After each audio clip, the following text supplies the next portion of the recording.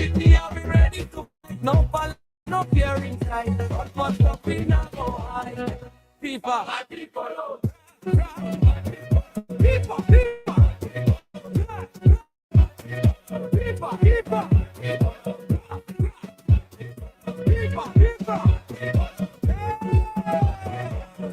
lead action.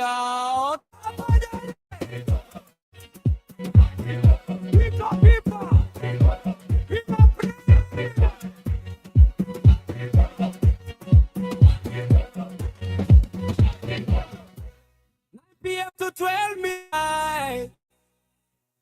The problem time, no sleeping business.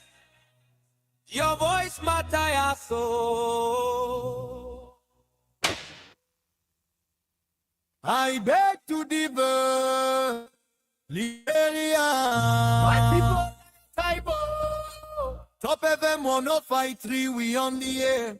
Leader, shout. Sheku Koroma.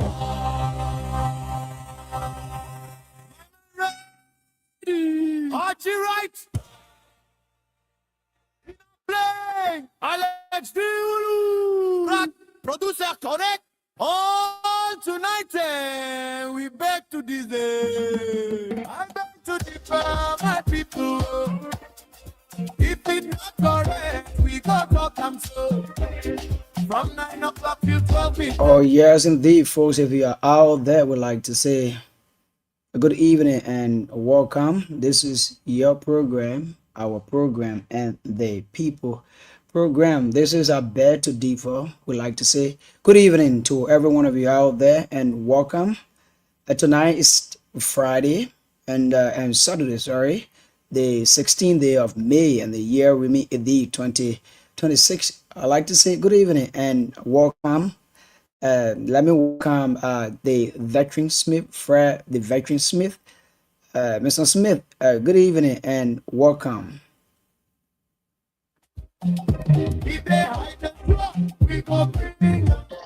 The good evening, Chris, the birthday man. Belated birthday. Thank you. We gotta find a way to celebrate your birthday. Yes, I will be glad. Yes. In a grand style. Of course. So on a Saturday, in Grandview, how people celebrate? Yes, you know how the people celebrate when it comes to birthday, but for some of all, we are grateful to be counted among the living.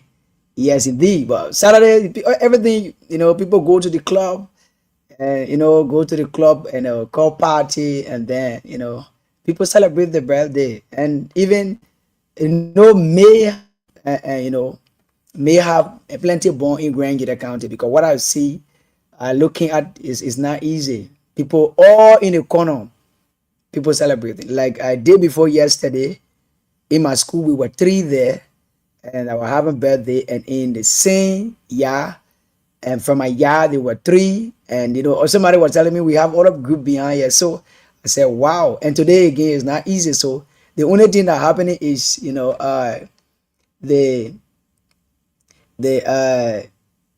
party, everybody going to the club, everybody enjoying, boring.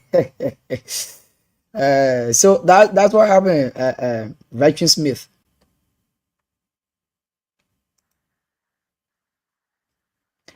Okay, Mr. Smith, let's welcome. Let's welcome our father D. Amos D. Wright. Daddy, good evening and welcome to the platform. Sure. Good evening, Chris, man. The veteran. Hey, what's up? Same with you. The veteran is behind his back house. When the weather is good, you don't have to sit indoor. You come to the back of you do barbecue, and look, I'm not doing barbecue, but you can see the background of the house. So the veteran appreciating nature at the back of the house, taking in deep breath. And so I'm broadcasting live behind the back of the house. So if we wanted to do barbecue, people would come around, but That will come a time for the barbecue, but I'm just feel comfortable being at the back of the house, you know. All right, veteran. How's the studio in Yeah. Andrew?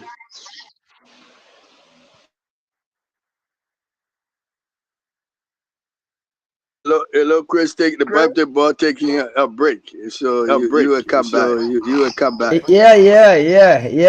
The Zoyu is okay. This evening we have a heavy rainfall, so the weather is cool. The whole city is cool. So I can tell you, but the fact that Zoyu always lively, yeah. So we are good. So yes, we are okay. All right. So I guess we're waiting for the rest of the panelists before getting on.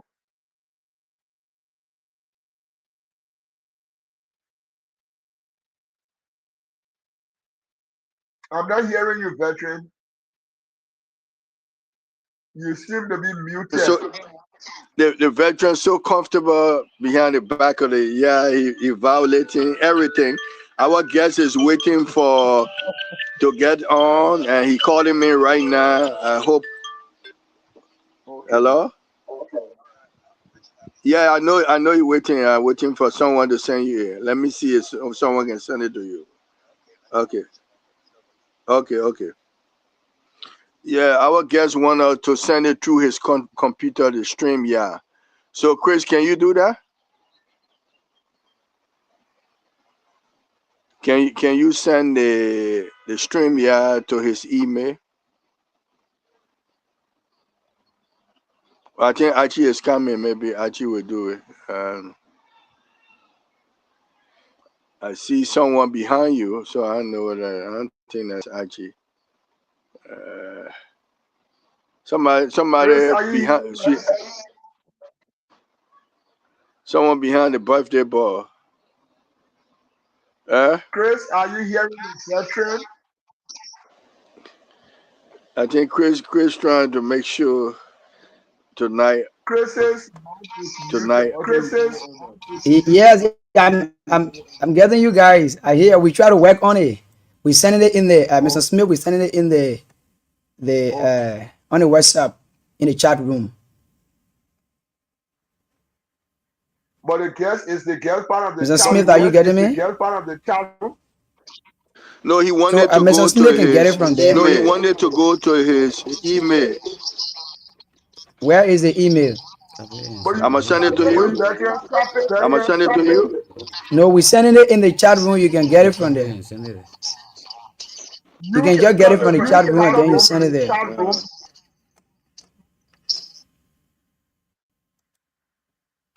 Veteran, you can copy it from the chat room. Veteran, you can copy it from the chat room. Yeah, it's already there. You can copy it from there. Okay. Yeah, you can get it from there and then you send it to him. He can get it from there.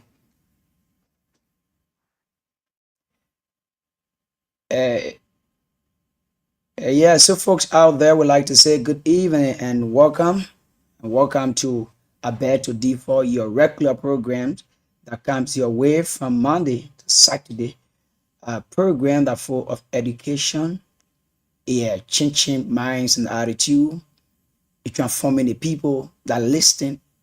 And so I would call it listen and learn, and also learn to think the right way. So we are here tonight. The veteran is doing best to have our guest on. Yes, indeed. So we like to say, Mr. Smith, you can, veteran Smith, you can send the email address. Yeah, if we give you a time, you can send the email address. Veteran, are you getting me?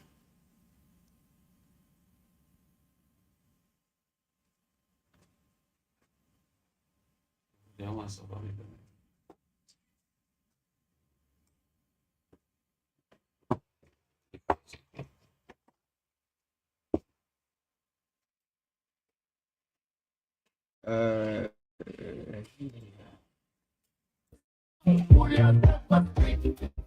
I love this guy.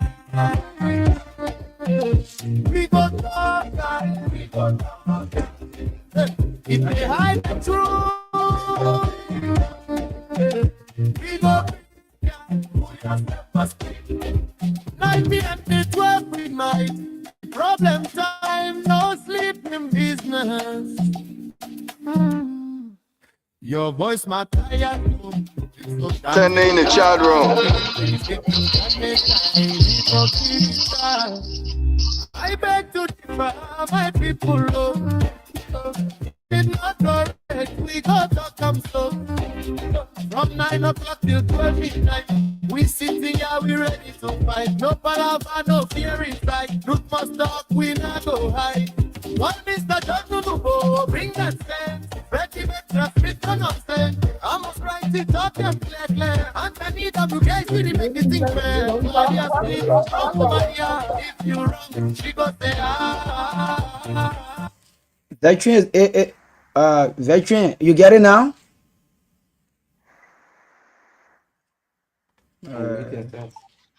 I send you, You the get it email. now? I send you the email. Oh, you sent an email already? Yeah, in the chat room. Yeah, in the chat room. Okay.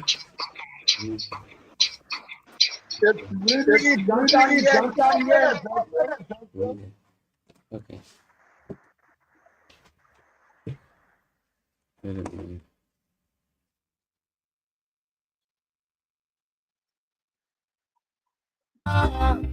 Leader G, how this side, Homie County, with the line. Timber people, you ready. Rambasa, steady. From bush to town, from market to yard. If the matter come, we hit it hard. If the thing not straight, we go talk. We go bring. If you work small, pull yourself up. If they hide the truth, we go yourself up. And it does, would it and let them put their mind free on the air. Not be dead, to where we die. Be grabbing your legs from the funeral.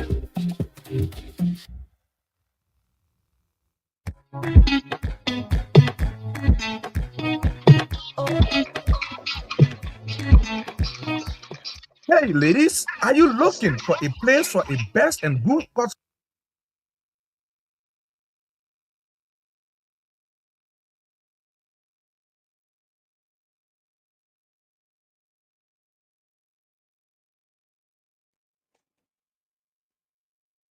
Dr. Smith, we already sent it to the guest.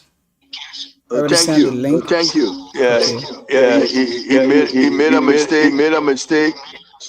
And he sent our stream to other people. And I said, only for him. Okay. Yes. Okay. Let me make sure we set them up for you back on the screen. Yeah? Mm-hmm.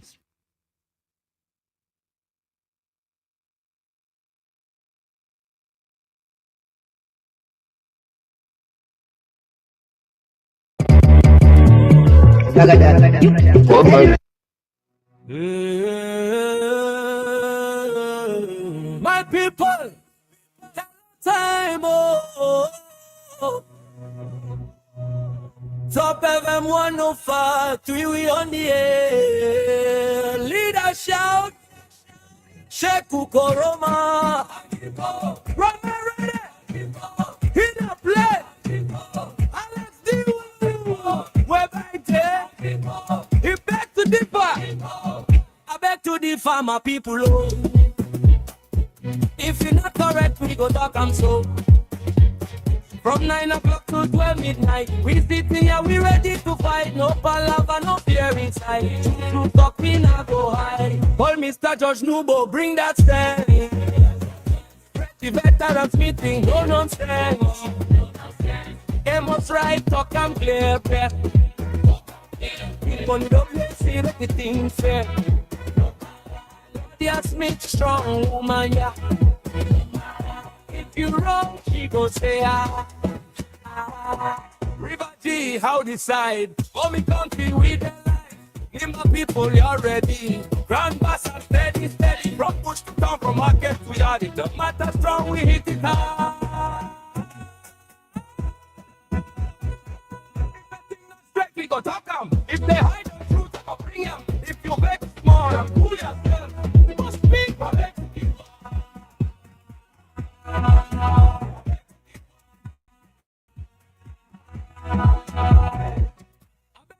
farmer people, oh.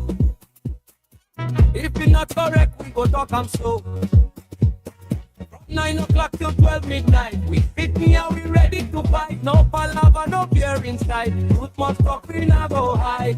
I bet to the farmer people, oh. If it's not correct, we go talk am slow. From 9 o'clock till 12 midnight, we fit me and we ready to fight. No palaver, no fear inside. Truth must talk, we not go hide. People,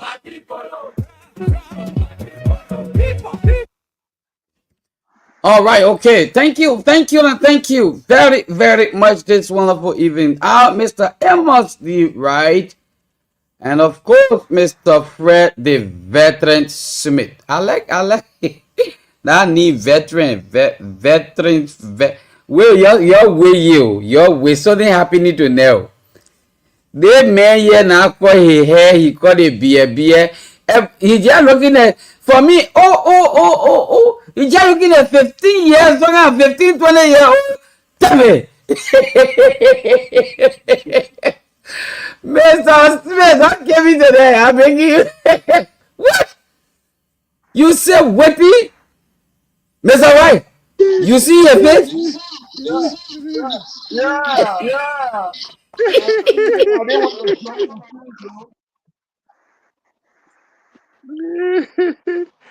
Yeah, a special show today. So the veteran get it look good. Yeah, I'm telling you. Mr. White, how you coming on? Mr. Amos D. Wright, how you coming on? Yeah, CEO, thank God, I'm doing great. But I'm telling you, I'm in a big challenge right now. The read is very heavy here.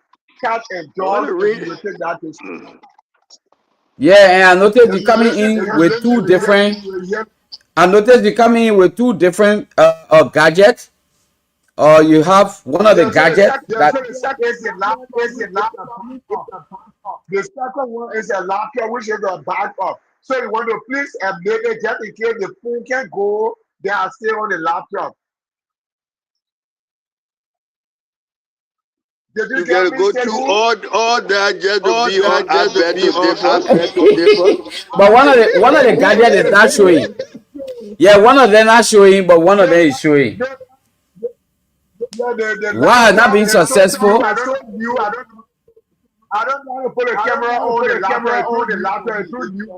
Oh, okay. All right, no problem. No problem. Mr. Smith, how you coming on? I just came in to say some things, and honestly, the guy had to learn a lot on these things, because there will be times that I will not be around.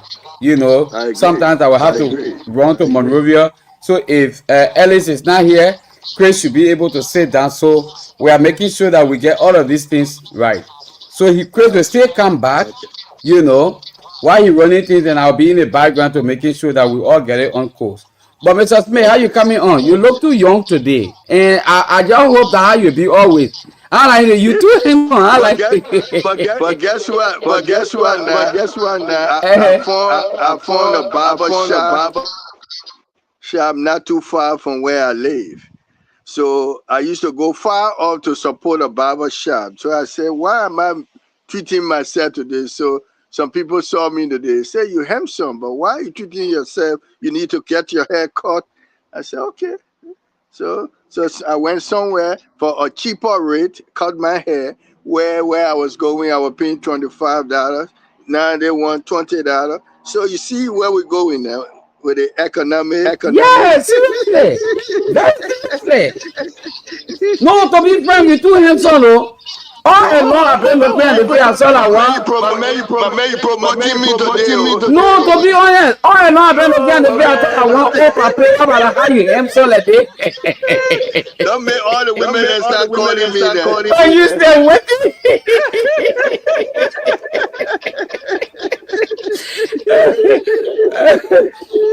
what's going on? Who's the guest tonight? Oh, but you in the lead anyway. Interesting guest. He's the one that had all of the organization in the United States of America. Some know it to be EULA.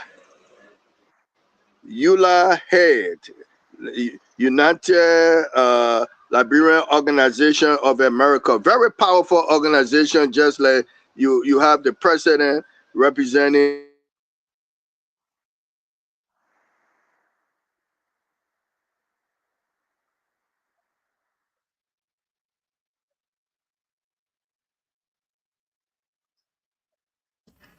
You are muted, Mr. Smith. You are muted. Please unmute. Sorry. The veteran will have his own have a way tonight. It took me a whole year just to get our guests to come appear. So tonight we are delighted to have the man who holds a hot seat.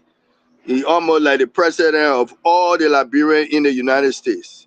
So it's not a small ULA is the organization that controls all Liberians over there. So whoever is a president, it's almost like you are actually a president, in your own way out of Liberia to control the Liberian citizen in the US. So that's a very big guest we are having on tonight. Sure, you are right.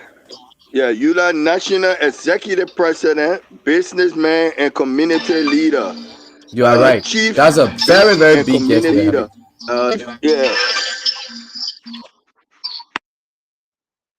Executive officer of Kiyatama LLC and operating in Liberia and the United States. He a broker, owner of Transcontinental Realty Group Inc. based in New York City, USA. So without further ado, wasting any time, because I took a whole year just to get the man on the show.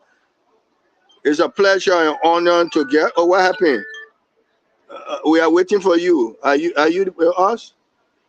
Yeah. But then why are you calling me? Okay. Okay. So it's a pleasure to have Sekou. Are you with us? Is our guest in the studio? Is our guest in the studio? No, not yet. He hasn't come. Oh. So I don't know what's going on. So I don't know what's going on.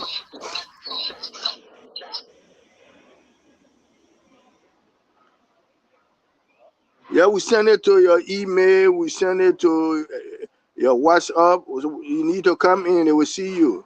Just hit the link. But somebody will see you and bring you in. You're not in yet. Oh, I see you, but I won't see your face. Sekou, he said he in, but you can't see your face. He's there.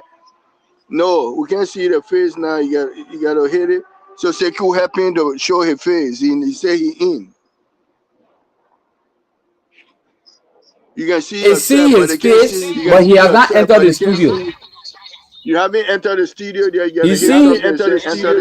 He see his face, but he hasn't entered the studio. Okay, he about to do that. Okay, good. Good. And so, folks, if you're just joining us, I'd like to say welcome. This is a bed to differ, a special edition on every Saturday. It comes your way from 9 o'clock strictly to 12 o'clock. And tonight, guess what? We're having ULA president, right here in the studio. He's all the way in the United States of America, just as Fred Smith, the veteran. He's also in the US and other guests and panelists we are having.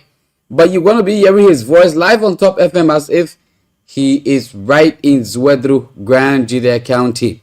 So as soon as we have him in the studio, boom, we'll push the line so that you will see him as well on the screen.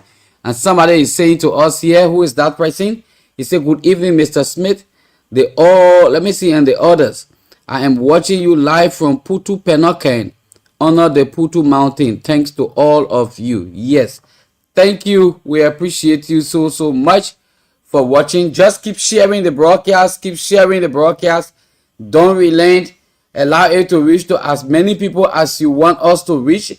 To those people, the veteran is here. Just keep sharing. And when you are sharing, don't stop there. Just make a comment, right? We'll put your comment on the screen and we'll read out your comments for you as we wait for our guest tonight to come right in this studio. We are here and we are making it up to you. So first thing first, we're gonna see if we can open the phone lines, start interacting with you. The back of the veteran house. The back of the veteran house. So the sun is shining, yeah. But veteran, you're sitting right outside. Yeah, the veteran can be outside. Yeah, you're sitting right outside. I see the veteran. I can see it. Okay. So we do some barbecue, but no barbecue today.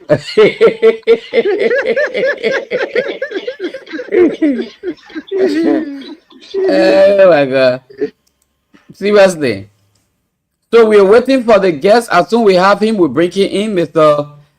Amos D. Wright has rejoined us. Yeah, he say I want to miss the other thing tonight. He won't be the guest. He said I want to miss it. I got into that.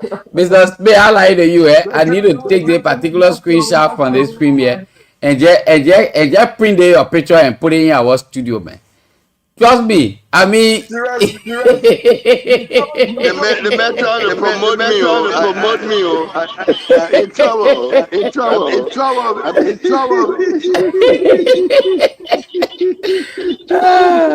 Yeah, man. You too cute, man. Seriously. I like you. Guess what? I visited Mamiata yesterday. And visited her today. What happened? I left my jacket with my key. Okay. So I had to go back today to get it. Okay.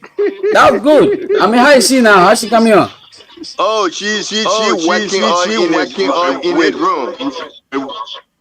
The weight room. So she getting stronger now.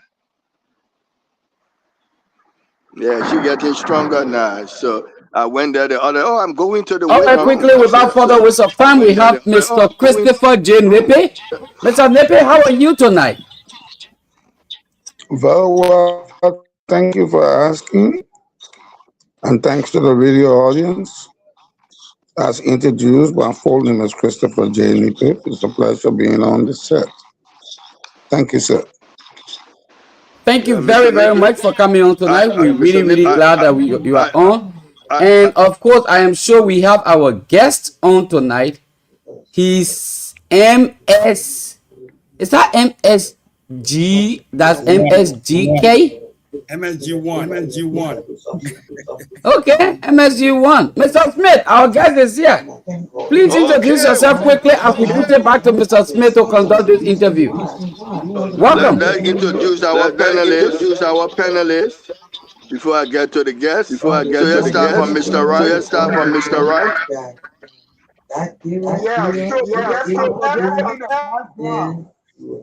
Probably from this regular office. All right, that's better now.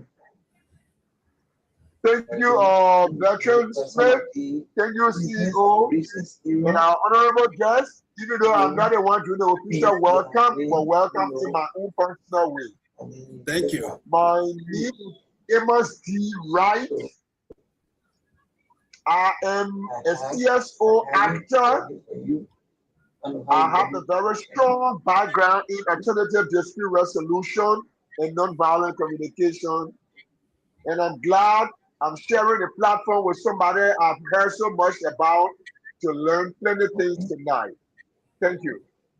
Thank you. Let's go to the honorable diplomacy man who tell about diplomacy in the world, Honorable Christopher Nepe. Welcome to the show and welcome our guests. Thank you. There'll be a little backroom discussion after they set. But anyway, MSG1, our guest, it's a pleasure having you in our studio. We look forward to a healthy conversation. Welcome, sir.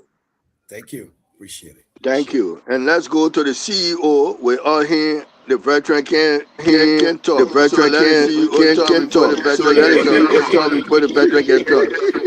All right. Okay. Thank you, veteran. Like I said, I'll be in and out. Chris is going to be here with you people. But look, MSG1. My name is Sheku Koroma.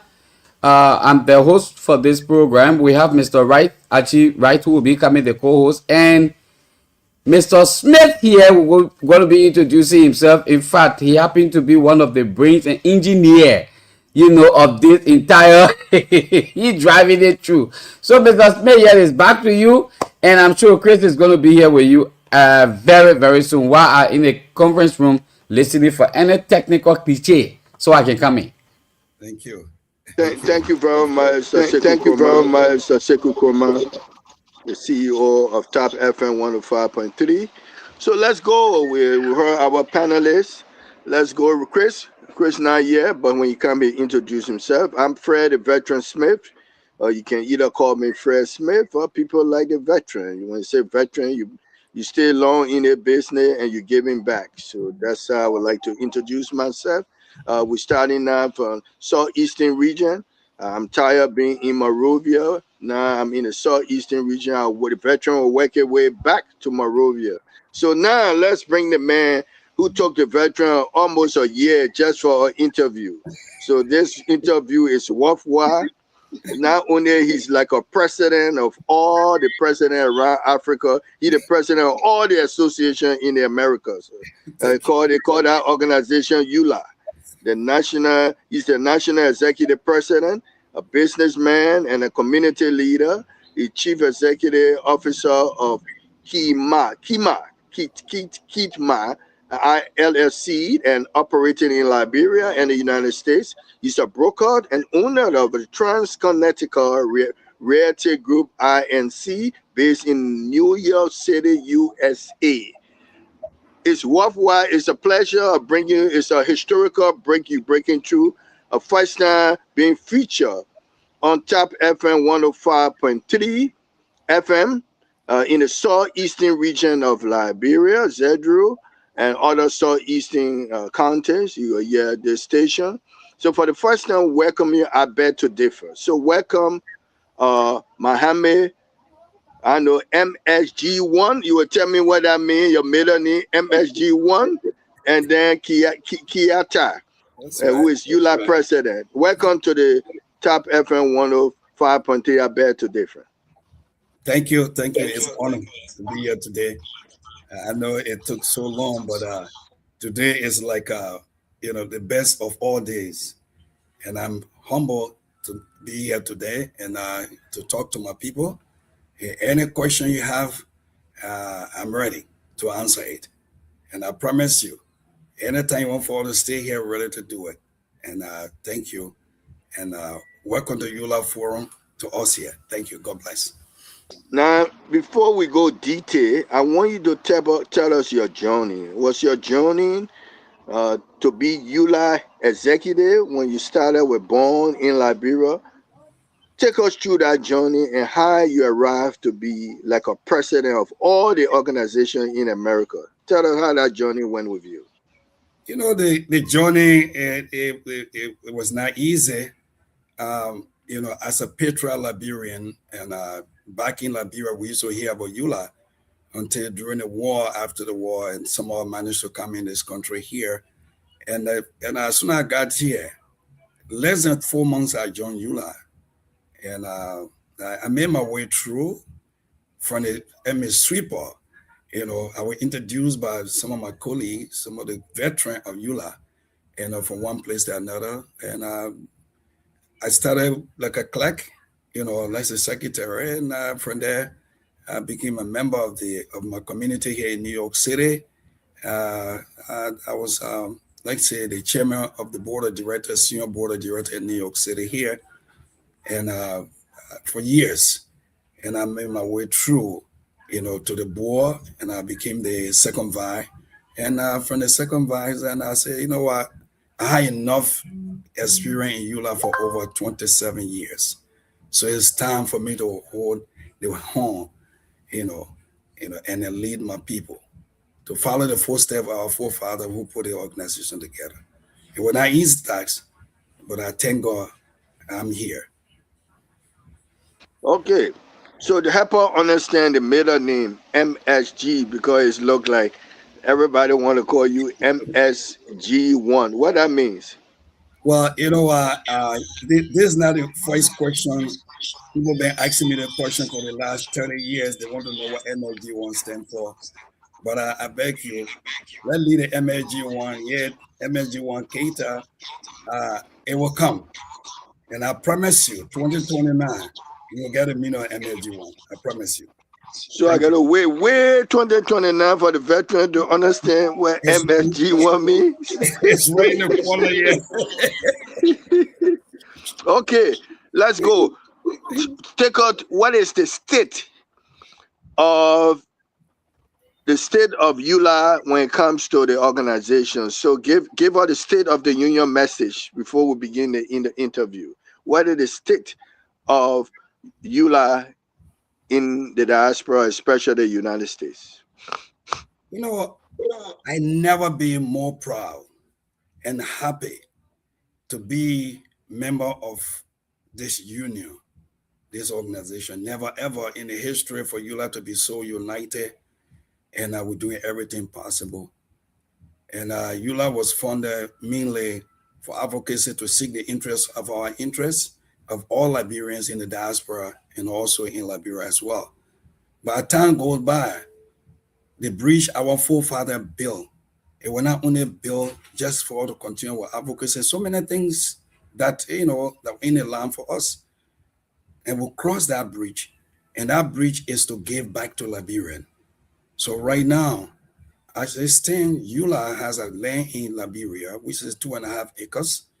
And we will be building a $1.5 million project there, which is a multi-complex, comprised of medical center, after school program as well, and also banking institution center, and which will help our people, especially our target in that building there is to carry on dialysis medical center in Liberia.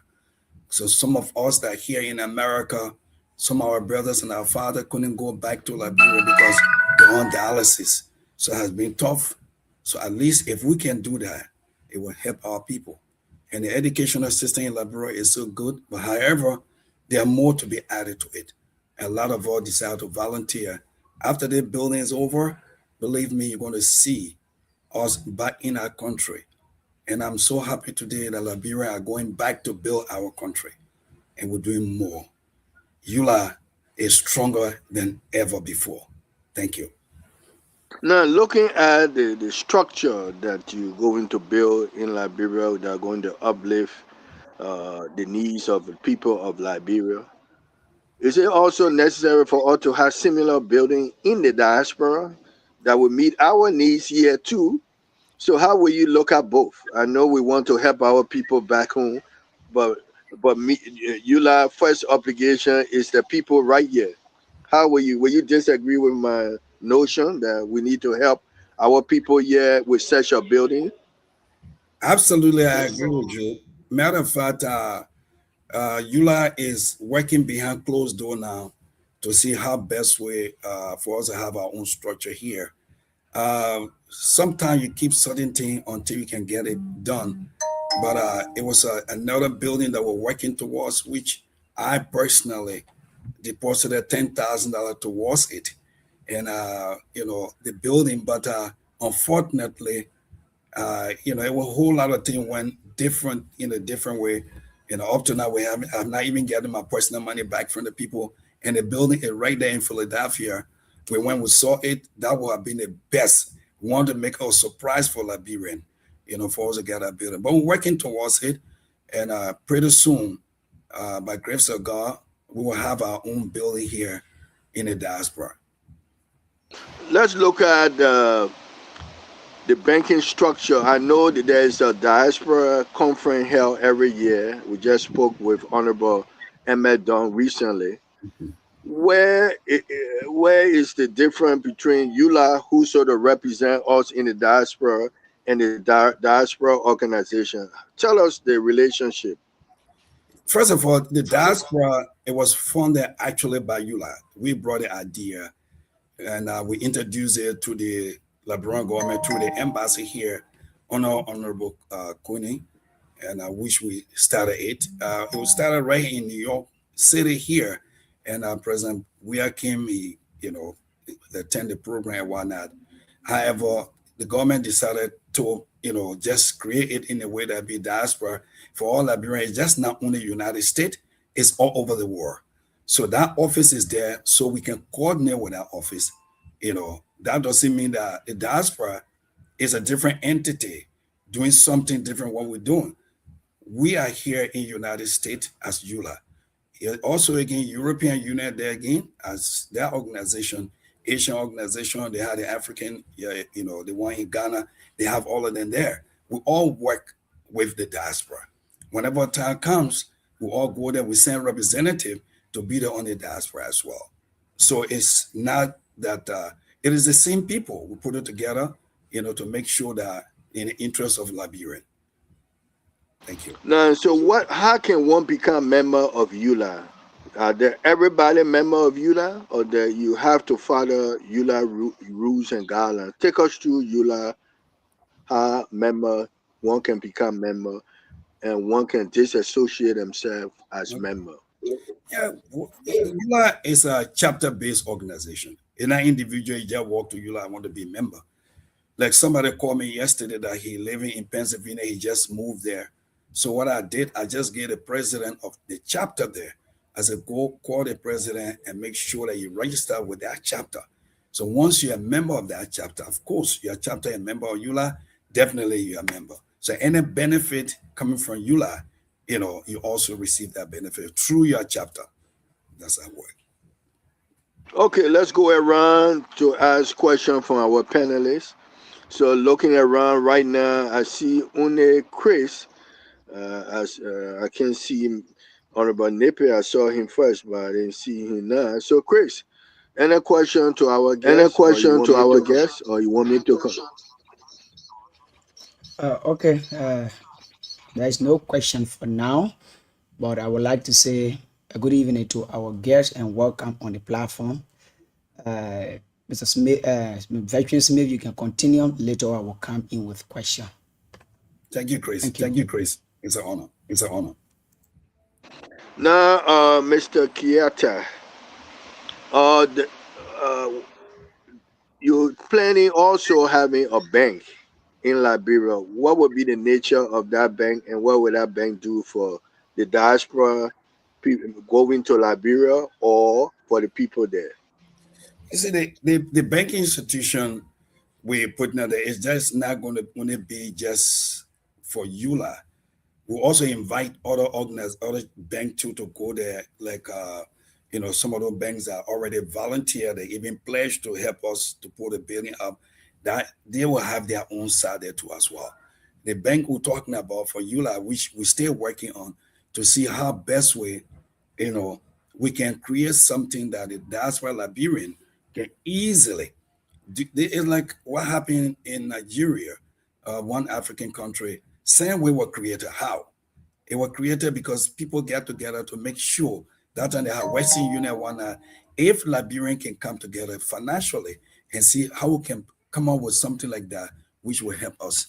So that's the kind of banking institution. It's not only going to be for EULA, the other banks going to be there too, their branch. And when we're building the building, the structure to that side there, you hardly find bank there. People have to leave from that place. They have to take motorbike, keke, go all the way to this junction here to Douala Junction there before you can go to the place there, to cash your check or take money. But if we have it there, it will serve the people in White Plains, Louisiana, all the way. We should be much more helpful to our people in the community. Okay, let me go to Honorable Christopher Nippy to ask questions to our special guest, EULA Executive President Mohamed Kiata. Mr. Nippy, Honorable Nippy, time to ask questions to our guests. Unmute yourself.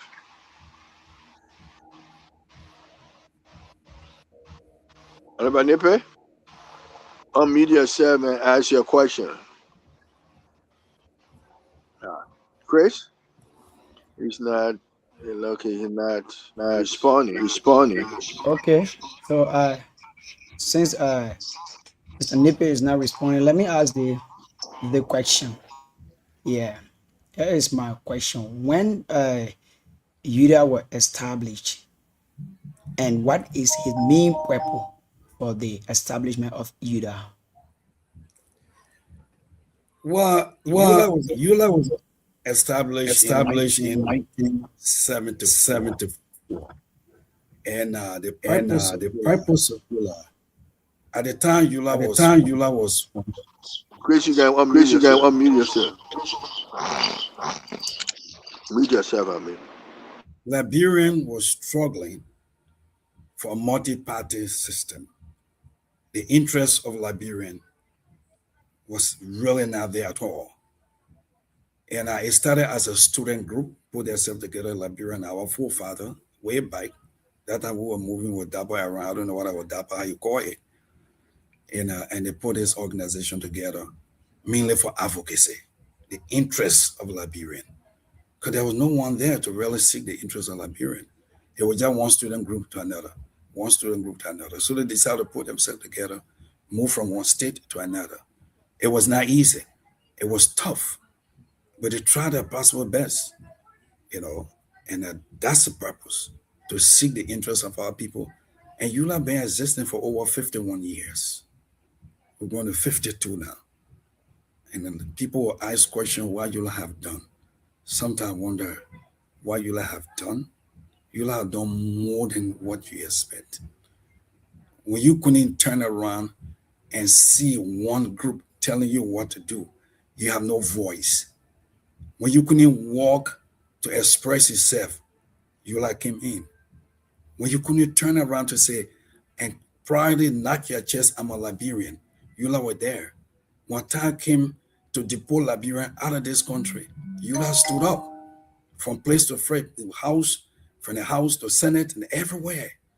EULA been doing all of those things, so many things, and we're still working on it. And not only building the structure, why not? Maybe, hopefully, I think by the end of June 30th, hopefully, I don't know how many, likely 20,000 Liberian or more or less on a list to leave America. I'm not talking about Europe. I'm not talking about Asia or other country, but we're talking about United States here and Canada. Liberia on the list. They gave us a chance up to June 30th for us to make sure that our people put their document together. So June 30th is the deadline.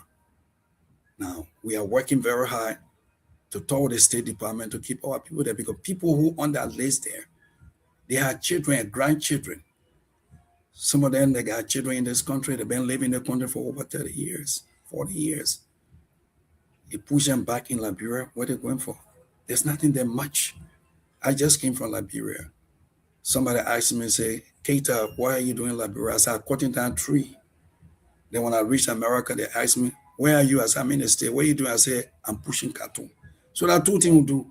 When we go to Liberia, we cut down the tree. When we're in America, we push a cartoon. It's the interest of our people. So many things. A lot of things happening people don't know. But I promise you, EULA was funded to seek the interest of our people. We will do that. And I promise we will continue to do that. Thank you. Any question? Second question? Or that? Chris, I can't hear you.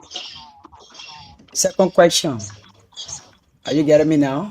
Yeah, I can hear you. Good. I said, let's come to Liberia. What is the mark, or why is the mark EULA have within Liberia besides the advocacy? Talk about sometimes infrastructure and sponsoring children in school or either orphanage. Well, what EULA is doing in Liberia? Believe me, we touch the life of every Liberian, every corner. When time came for education, EULA sponsored schools around. We pay children tuition, student tuition. We pay for chairs for some, some schools. At the University of Liberia, you have been doing that as well. And not only that, during the time of during the COVID-19 and also Ebola, the women empowerment stood up. ULA sent medical team in Liberia. We raised over $100,000 materials. We sent it to our people. We're not just, the advocacy is more than just advocacy, but the seeking the interests of our people is our interest. Something hit Liberia today, ULA will get up. And I'll tell you, Liberian women, they are very powerful, strong. Well, Ebola came, they were there. COVID-19, we couldn't go anywhere. It hit America than anywhere in the world. It hit us. But yes, still, ULA went out through our women to raise funds and send to Liberia. Here again, right now, at this moment, our children, drug, have taken over our country everywhere. We are thankful to those who are helping, the government, and people who have their own private area. Right now, the ULA Women Empowerment raising money and carry things to Liberia after our convention in September to carry to Liberia and help people. They're not only carrying drugs, they're not only carrying food, but they're carrying trained people to see how best way. And we're in collaboration with the Liberian government. Everything we're doing. So I don't want to say more because we owe that country our life. Liberia gave us something that we can never pay back. That's what ULA is for. The more I talk, the tear can set in my eyes sometimes. During the war, ULA stood up. We talk. And we make sure that Akosoma Accord, ULA were there to make sure we bring peace in our country. So ULA have done more, and we're still doing more. This is our land. We're not going to leave it for nothing. If Sonny hate today, trust me, we'll be on the ground. Thank you. Okay, let's go to Honorable Christopher Nippy for his 2 questions to our special guest. Honorable Nippy. Yeah, thank you very much. I'm well familiar with the president, Mr. Keita. Let me first and foremost congratulate you. Thank you. But do you know me? Well, I believe so, but let me take back a little bit. Before. Do you know me? Yes. How? Okay, that's why I'm going back to history. That's a question I want to ask. Before we hit Monrovia, that 1980, the one that brought us, when they brought for demonstration every time from the high school campus to come, that was brought in Monrovia. But when I was in my village in Nimba, I used to hear one name, Christopher Nippy. I wonder, it's you. I've been hearing the name. I know you too go through the name, popular name, if it's the same person or the junior. I'm very sorry, if I've gone too far. Thank you. But do you know me anyway in America? Have you heard about me anywhere in America? Yes. Where? I heard about you. I heard about you through Honorable Alfred Sear. A couple of times whenever we went to, a meeting or something like that. But I have not really interacted with you personally. Well, let me just give you a background. I know ULA very well. Okay. I know ULA. The reason why I asked those 2 questions, I have worked with ULA. I know ULA in and out. When I served as the political officer at the embassy, that's why I asked if you have heard about me. and all of your people far longer than before you. Wetty,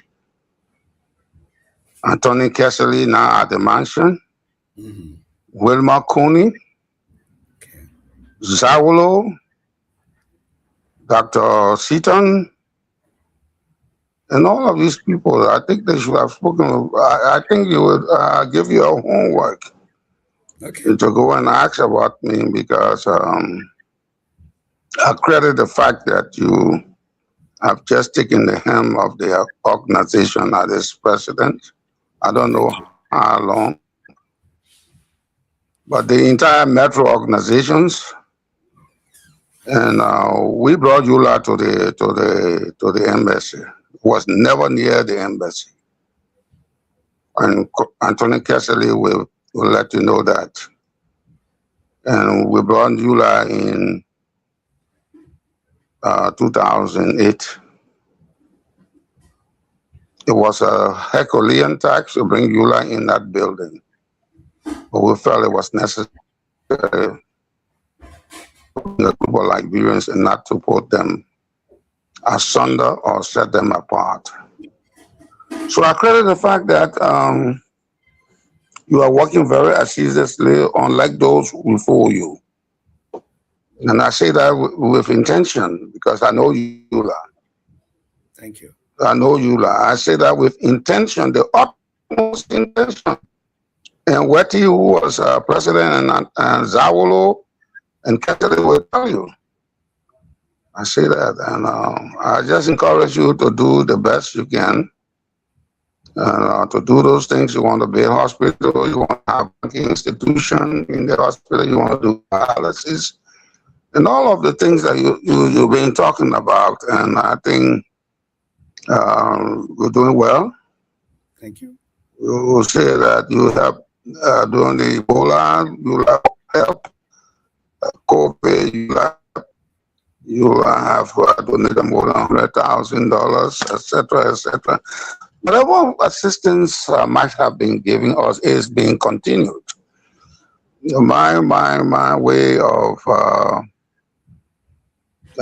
handling this conversation is to encourage you because I know you are a young man. Eula comes from the hills of the 1972 or so, with the G. Bacchus, Matthew, and all that. It was a pressure group. It was a pressure group, and for several reasons, the government did not want to deal with Eula. But happily, Wetty will tell you that, Anthony Kessley will tell you that, Zawulo will tell you that, Dr. Seaton will tell you that, Wilma Cooney will tell you that we were instrumental in the organization sitting with the ambassador for the first time ever to be in a forum, a meeting, and consecutively hold a meeting. I do know that Eula has no headquarters in America, so I will encourage you to work on that so that you can have somewhere that Liberians can converge. Because when you talk about the removal of Liberians and the TPS and the sustaining of Liberians in America, we did an exercise. That's why I asked you those questions. We did all of those exercises. Go into the Capitol building. Yes, we took one or two organizations to the Capitol building and all that. But I want to encourage you as a young man not to be like your forebears. Thank you. Your forebears were only structurally angled on political offices, one of whom is in the presidency now. When you talk with him, he would tell you about me. When I speak with intention. I don't play around with words, and I tell people the fact. So you are a young man, Honorable Keita. I want to encourage you. There has always been confusion in Eula. I know. And I've been the referee many times. I make my reference to Anthony He's Deputy Minister of State today. And I make my reference to Mr. Wetty. Yeah. He was president of the EULA organization. But as a young man, make your mark so that when history is written, you can be counted as one of those people who did not join EULA because he wanted a job. But here is what, because let's ask a very important question. What has been EULA mark on the ground? That question has a part. What is EULA mark in the United States of America? There's none. None, absolutely. And I'm on the verge of doing very well. The only thing is, and to admonish you to please put your footprints on the ground. Create an office, as you said, and do those things that you want to do, that you want to create a banking institution and a hospital. Do those things. Let your name be written. And other people who want to put a red flag and blue on their shoulder and they look for jobs. So I want to stop right there. I know you. I was served as the political consular officer for 11 years of Liberia. So I know you. I know from do your best. You're young. I look at your face. You're a very young man. Thank you. You seem to be well intentioned. Thank you. I will commend you. Want to admonish you. You seem to be very well intentioned. Thank you. The reason why I call Seaton, Mariah Seaton. Yeah. If you call Mariah Seaton, she will tell you. She will know. I try to work with them. So do your best, you and your team, and build. Don't be impressive, but do something tomorrow so that your name, MSG Keita, Thank you. can be, yes, so that one day I can say I spoke with him, and he's a well-intentioned person. That's why you see this bank in Liberia. That's why you see this hospital in Liberia. He didn't want to sit in the mansion. Thank you. That's stop right there. Thank you. It's an honor. Thank you very much, Honorable Christopher Nippy, for such questions. Let me go take you to the history of EULA. We had Charles Taylor, one of our former president, heading EULA. And there have been a lot of key figures in Liberia history that have headed the position as you heading right now, executive. What make you different in terms of what they started doing and what you plan to build on or try to separate from in order to upgrade EULA? Where you stand looking at those who came before you and you now heading EULA. Where is EULA going? You know, when EULA was founded by our brothers and our forefathers, it was meant to build a bridge for us to cross that bridge. They may not cross the bridge at the time, but the bridge that they built is their first step that we are on to make sure that we do the right thing. In any organization, any gathering, there's always something. Either you pull each other or you tear each other apart. But one good thing about EULA, no matter how much we hit each other, we talk to each other, eventually when it comes to outside, we are united to seek the interests of our people. Maybe our forefathers started as a pressure group, pushing the government for multi-party system and also seeking the Liberian poor interest and whatnot. But they also had so many things in mind, but they couldn't do all. Even the medical son who talking about their building structure, they had everything in mind. Despite all of those things, yes, they have office space here. They build an office, they have an office space here in Washington, D.C., which we've been maintaining for the last 40 years. And they have breached the bill. Though they didn't cross that bridge, but we crossed that bridge. The landmark, our brothers and sisters and forefathers that put it in together is what we're doing.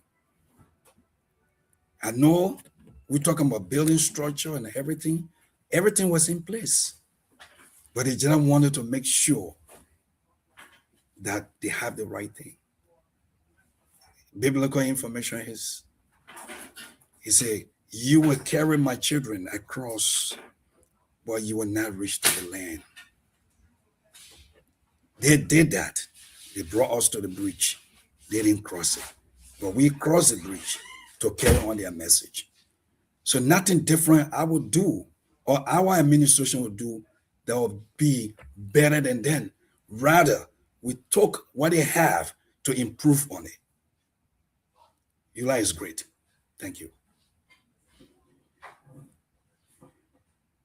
Enough to put an image on Eula that Eula, most of the people in Eula just want government position. They seek government position. They don't do anything for the people or the different branches in the diaspora. It's a fair notion or fair statement to make that people who serve Eula, they just want government job, or you have another way of thinking the present day Eula direction. They're not thinking of government job. You know, one thing is certain though.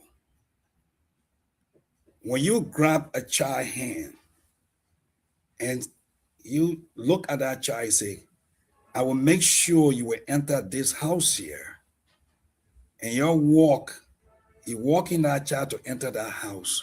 And when you reach to the door, you walk in front of the child, you enter the house, you tell the child stay outside. The child will say anything. Things happen. And I don't believe people always are saying that Eula, people only go there for position. No. To be president of Liberia, to be minister, to be this. I don't think people went there for that intention. Every leader that entered this union here, they only came to seek the interests of our people. Now, the question is, why some of them became president? Why some of them, when they became a minister?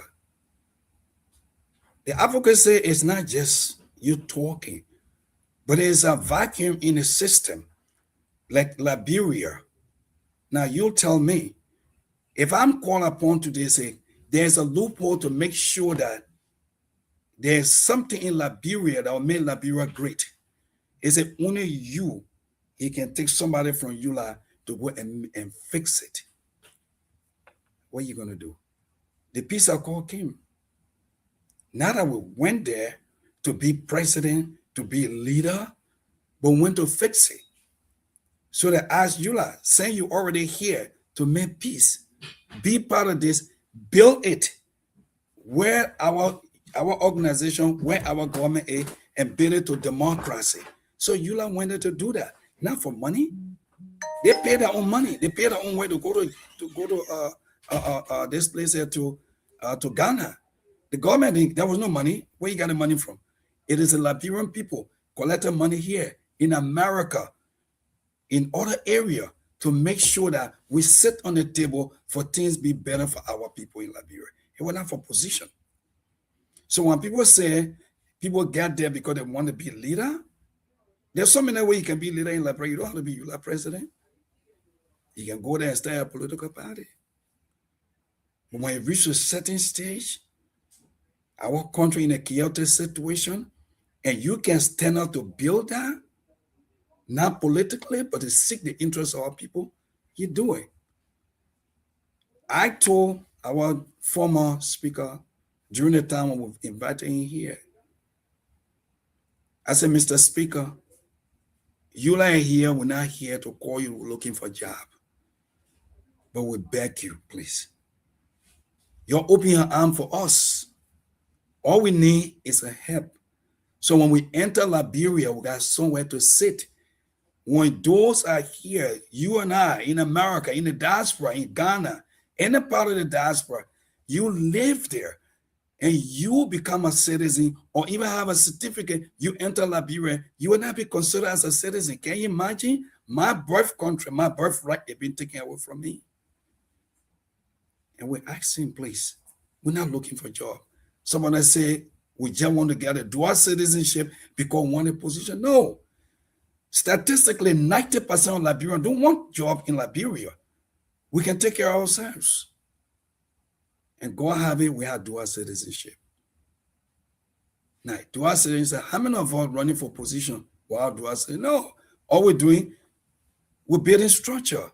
We got businesses in Liberia. Some of our brothers ain't got, multi-complex. Some of them got, more different things. So many things. Diaspora Liberian.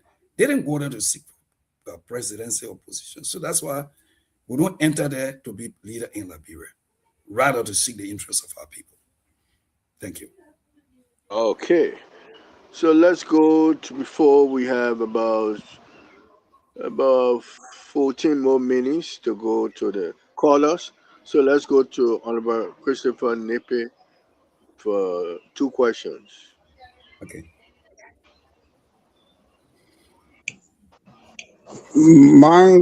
I will not question Mr. Keita because I think I have in my mind already what he is set to do.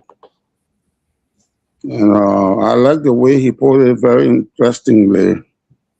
He talks about his predecessor. Well, we know exactly what went down. Mr. Keita. Yep. You said that when you hold a child's hand and takes him or her to the door and leave the child outside, what do you mean by that? You enter and leave the child outside. Thank you so much. That is when this union was put together. Mainly, we discussed about advocacy, pressure group, and whatnot. The hope of Liberian mindset that this union will carry out to this level through this leader. It happened. And that leader happened to walk away because he reached to Liberia to seek the interests of our people and reach there. Somehow didn't understand it. I was one of those that hit the bank, hit the table, and criticize that you disappointed us. That's what I meant. That you promised us that this will happen and you left us. That's how sometimes the crisis enter Eula. But however, we fix it.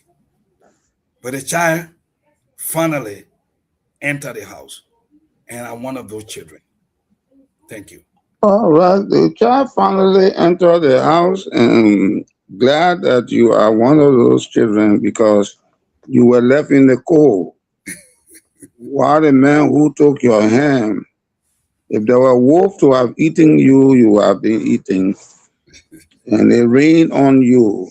And that's why today you are most focused that you will not be like that man or that lady who took the child by a hand, because I understand the parable that you made.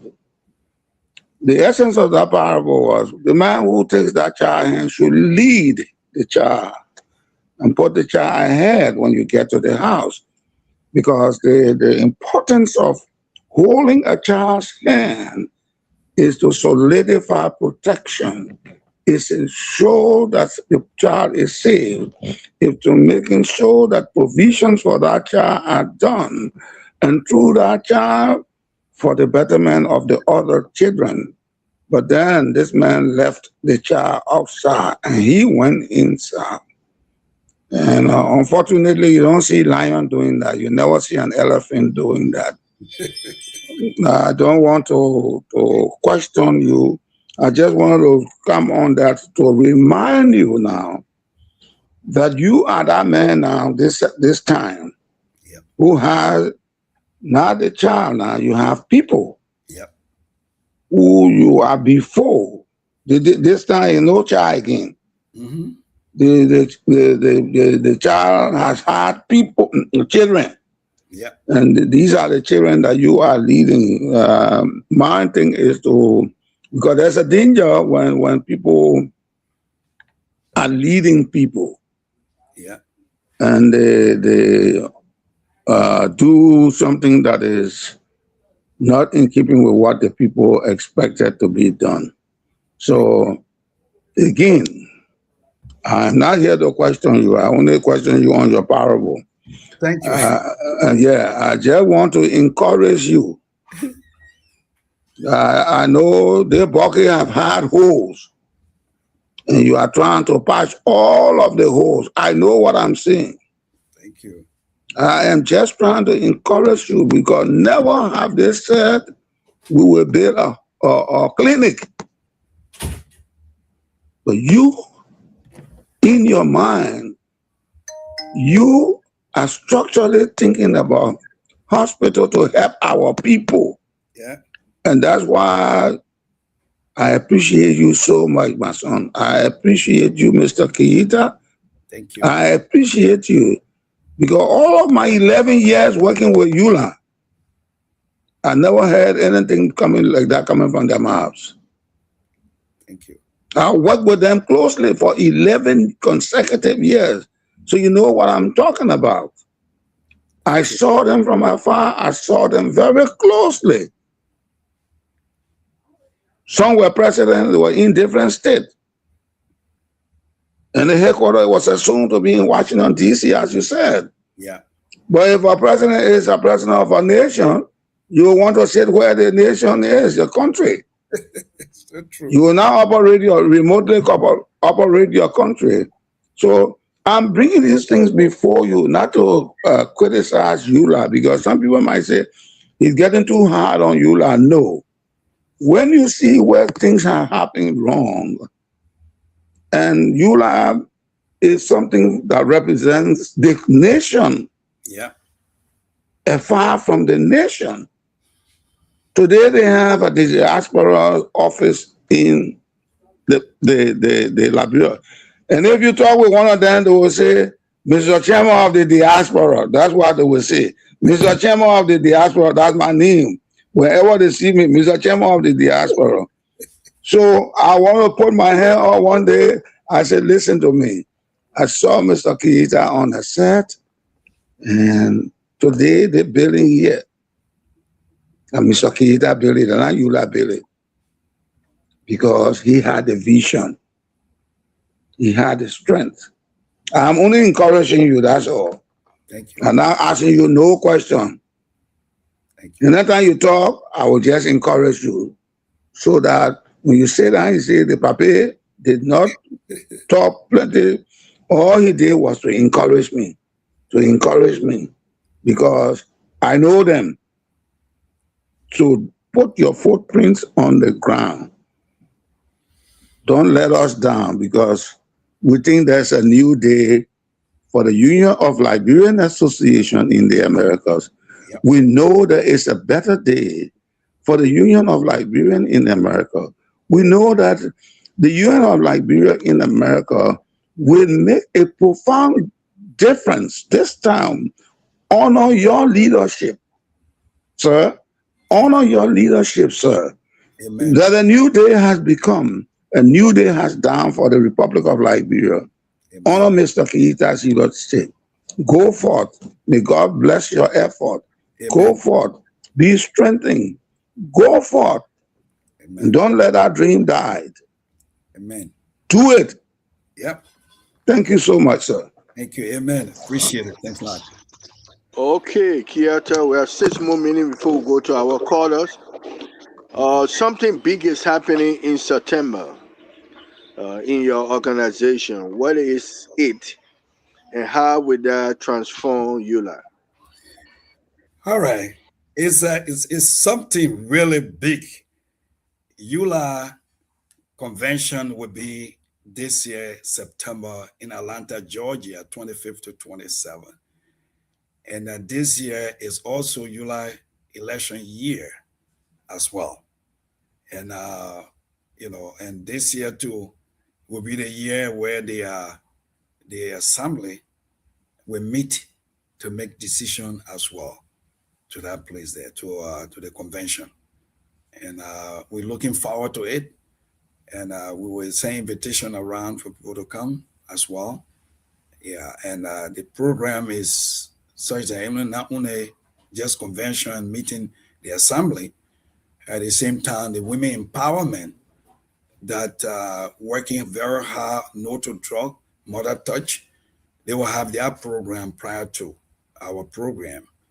We should be there to raise funds before they leave for Liberia for the program. So it's going to be really big. And we expect every Liberian, please come. You will see most of the veterans of EULA that day. Thank you. And also the same September in the past also have been a big month for the diaspora conference. So how do you all work together? You having EULA convention and the diaspora having their own conference. How that coincide? Oh well, we all have our program, and we got different date. So if they're coming by the 15 or the 7, whatever day, I don't know when they're having the convention, the program, but EULA always there, our representative always there to be there. And I personally, I will go. It just started actually for it to be in Liberia like they just started last year. Yeah, just last year it started that way. So in September, EULA will be there. We are part of it. It will be to the program. Our convention is 25th, 27th. They are aware of that. So I believe that maybe there is another date, but we'll be there to support it 100%. Now, briefly, before we go to the line, touch on dual citizenship. Have EULA done a great job, because EULA has spearheaded that dual citizenship, and the WIA government concluded it into law. But are we complete, or there are something still need to be done? Well, everything has a stages. Some people say, yeah, the dual citizenship is complete. But we carry with two things. We decided to do one, which is out of country voting. We got a dual citizenship, which is there for everyone of a Liberian, any part of the world. At least you have the opportunity to vote during the general election to elect, a leader who will govern our country. Because the dual citizenship is very important to every one of us. We see a lot of people who want to be president of Liberia, they want to be senator, they all will come here, in America, they go to Europe, and one night they ask for our help. The help they need from us is not nothing else but the money. So this time around, we are thankful to the Liberian government, and then most especially, President Weah. He really pushed the thing for us. We appreciate him. He did well for us, and we have the dual citizenship. The only thing left in a vacuum in the election time, it was let's say the out of country voting, which we are working very hard with the Liberian government. We are thankful to the present leadership, in Liberia. President Baka is into this year. He's one of those that really looking forward to that. And just like 2 weeks ago, I was in Senator Dillon's office, and all looking forward to it and whatnot. So dual citizenship is there. Is not complete until we get the out of country voting. And out of country voting, and people were wondering, say, okay, how are we going to do that? Liberian government get money. And I'll tell you this, the Liberian in the diaspora, all they have to tell us how to raise that money. We can raise that money. Just charge each Liberian, $50, $100, we can raise over millions of dollars. It will cover every expense the Liberian government, looking for to make sure that Liberian in the diaspora to vote for. So the only thing I have to say here, thank you to most of our leaders that used to come here. We used to give our little bit token to you, but this time they will be coming here now to ask for our vote, not the money, our vote. So we'll be happy to do that. And I believe every Liberian will really be happy to stay here and vote. Thank you. So, Chris, it's up to you now to take us to the callers. This is the time the callers can ask questions to our guests, make a statement, and what they have heard. So, up to you, Chris. Thanks so much. Let me say thanks to our guests, and we highly appreciate you. My father, Mr. Nipe, I'd like to say welcome. Thanks so much. And let me say good evening to the people of Grand Jeddah County. Good evening to our followers. And whatever way you are following us, we'd like to say thank you. You are welcome. This is our program. We have Mr. Keita, who is the president of EULA, the organization that was founded so many years ago by our forefathers.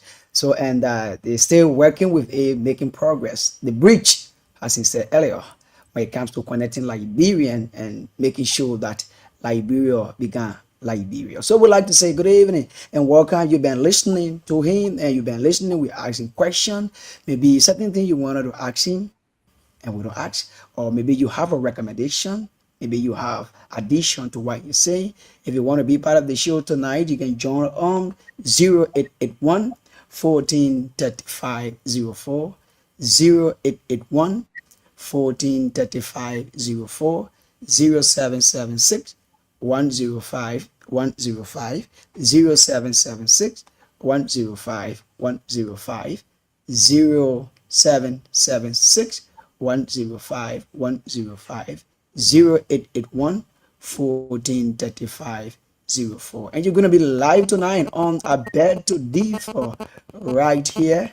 Let's go to the phone line and talk to our first caller. Good evening. Caller, are you there? All right, we lost that caller. Caller on 0881 1435 04, 0776 105 105, 0881 1435 04, 0776 105 105. And you're going to be live tonight. Ask your question. If you have a recommendation, this is your program and our program. Let me say a welcome to the co-host, Mr. Wright. I'd like to say welcome. And so, folks, let's hear you tonight. 0881 1435 04, 0776 105 105, 0881 1435 04. And you're going to interact with EULA president from the United States of America, and you have the time. You know, this particular program bringing people that we never knew about. Somebody says it's my first time to even hear that organization name. Yes, so it's great. So let's hear you. If you are here in Grand Jeddah, if you are here in Weber County, Sino, Maryland, if you are here in Nimba County, you can join us tonight. Let's have the discussion. If you have a question, you have a recommendation, you know, from you, we can build the world, we can build the country, we can build any other thing with you. So let's hear you tonight on 0881 1435 04, 0776 105 105. Let's go over to our team song while we are with our caller. Yes, and we're going to be back.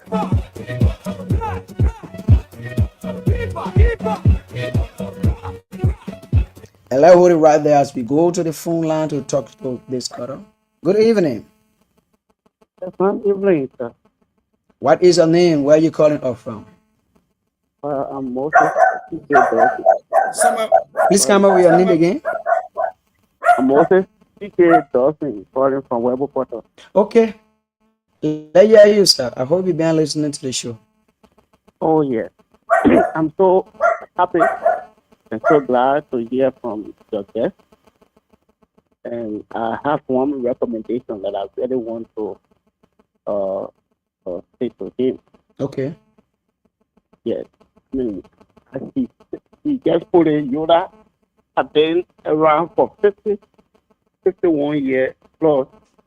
And me, Yoda is there for all Liberians, whether in Liberia or outside Liberia. Mm. For my recommendation to him, that Yoda can engage this government for Liberians in Liberia is that the port of Liberia, Mafanta. let Yoda sit down and talk to the government, clear a free port, and leave all the other resources. That would mean that the former Liberians survive have been closed and only given to the upper hand. But by this means, many Liberians that can afford will somehow survive. Let that port, let them leave, let them take all of the forest, take all of the gold and diamond, all the other taxes that they collected for the port of Liberia will help greatly. So let Yola please try to talk with the government of Liberia. Thank you. Thank you so much. Thank you for being part of the platform tonight. Thank you. Thank you for your recommendation. Call 0881 1435 04, 0881 1435 04, 0776 105 105, 0776 105 105. And you're going to be live tonight on Alberto D4 right here on Top FM 105.3. We are here for you tonight. So let's hear you if you are listening. Yes, if you are listening, and I know you've been listening, hear your contribution. We don't have a call while we are there. Let's go over. If you don't have a call yet now, we have the call. We're going to, I know, show a signal to take the call. So, Mr. Wright, welcome. Thank you, Chris. Alrighty.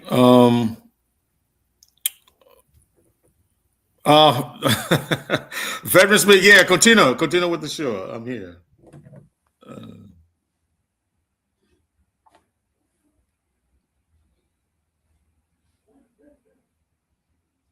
Veteran Smith, you are good.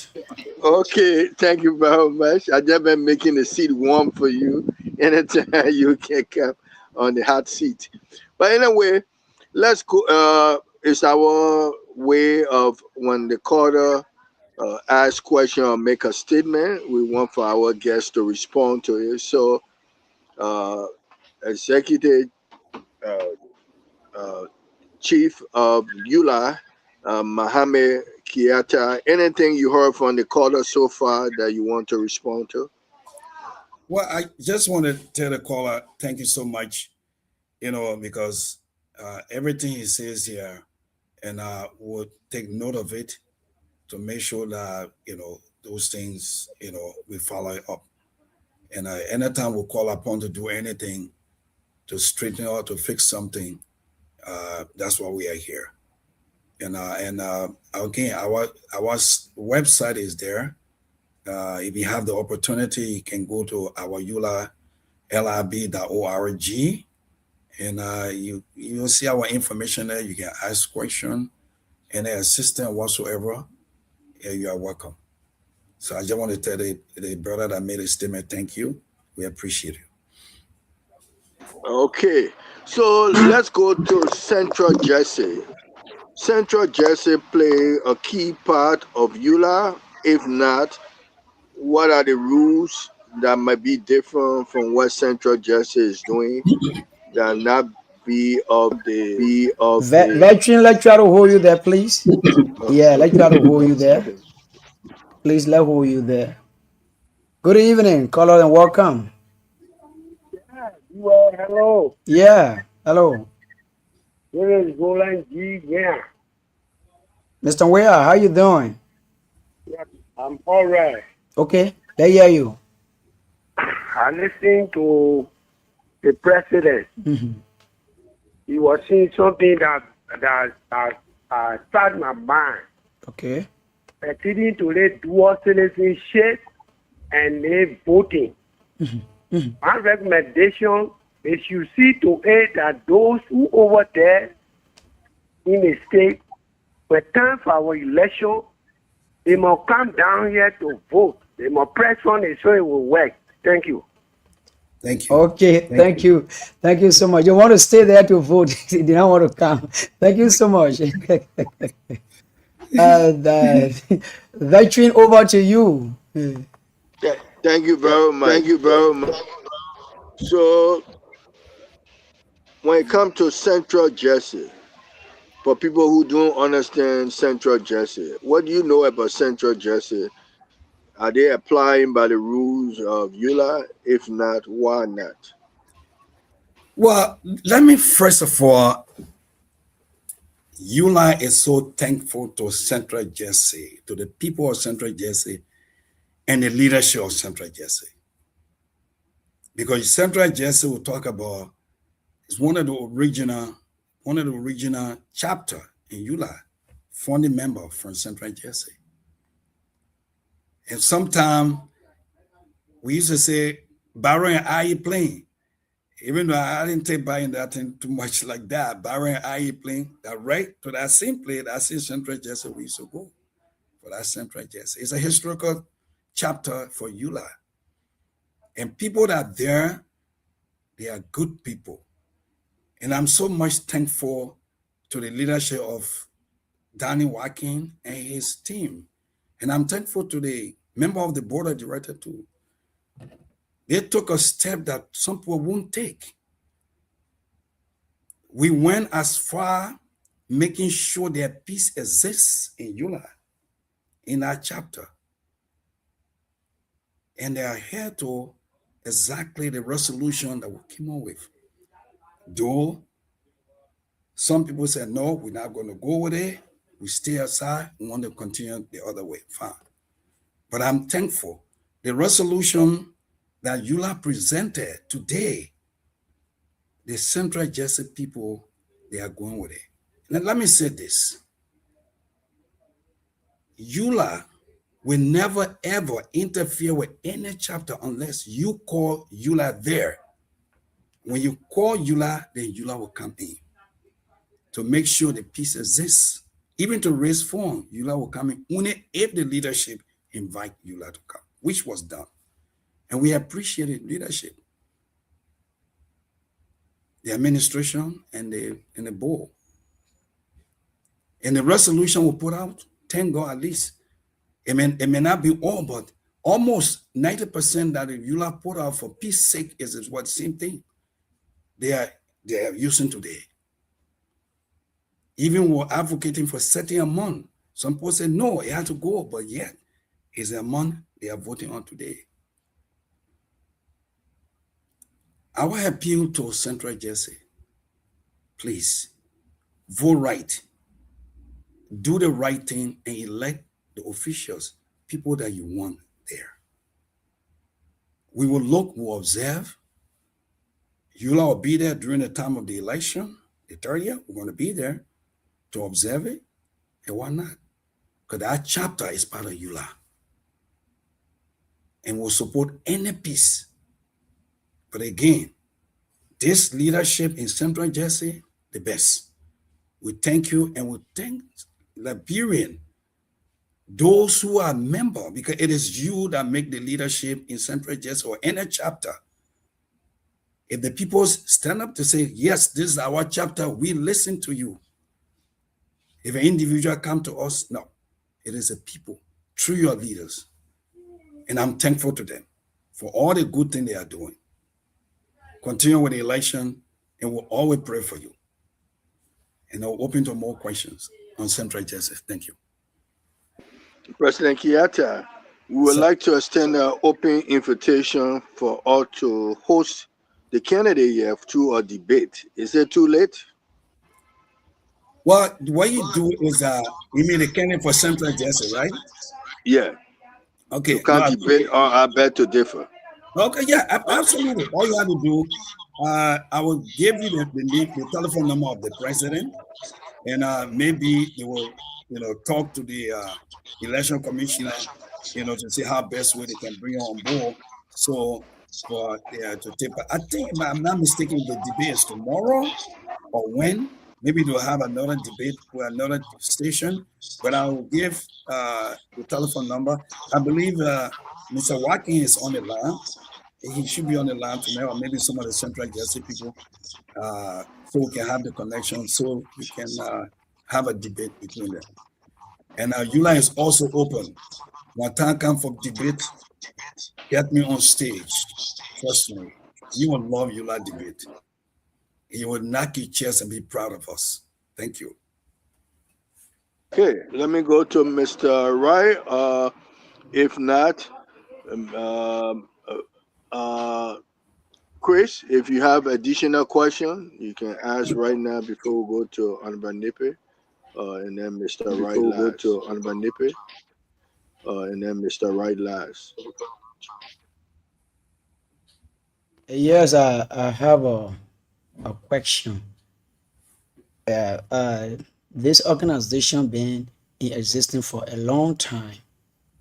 My question is,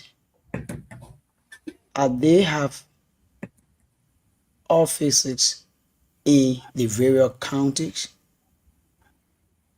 like 5 to 6 counties, or almost the 15 county, because it's been in existence for couples of years. So my question is, this organization have offices in the 15 counties of Liberia? Thank you. Well, in Liberia, I want to say yes, but I will tell you how. Here in America, we invite the 15 counties to be part of EULA, and a lot of them register to be part of EULA. Even during the time of the election, they have the right to vote. Though they got their own chapter, they can go there and whatnot. But right now in Liberia, first time in the history for EULA to register and be a legal entity in Liberia, we did that last year. First time in the history of this organization. And also the first time in the history of EULA to open an account in Liberia. Because if you say you're an advocate and you are a 501c3 or non-for-organization, non-for-profit, you have to have some legal documentation. So right now, EULA exists in Liberia, and in Monrovia, we already opened, we have not opened an office here, but EULA is now a legal entity in Liberia. We registered there, we also have an account. This is the first time in the history of EULA. And that is because the blessing of our forefathers, those that put this union together.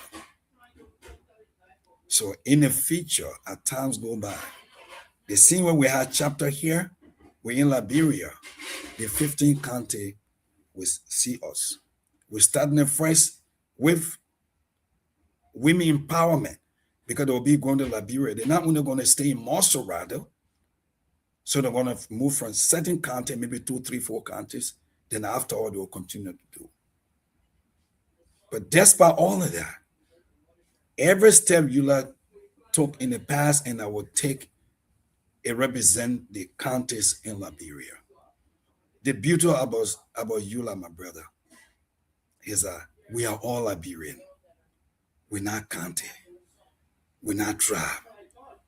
We are patriotic Liberian, seeking the interests of our people.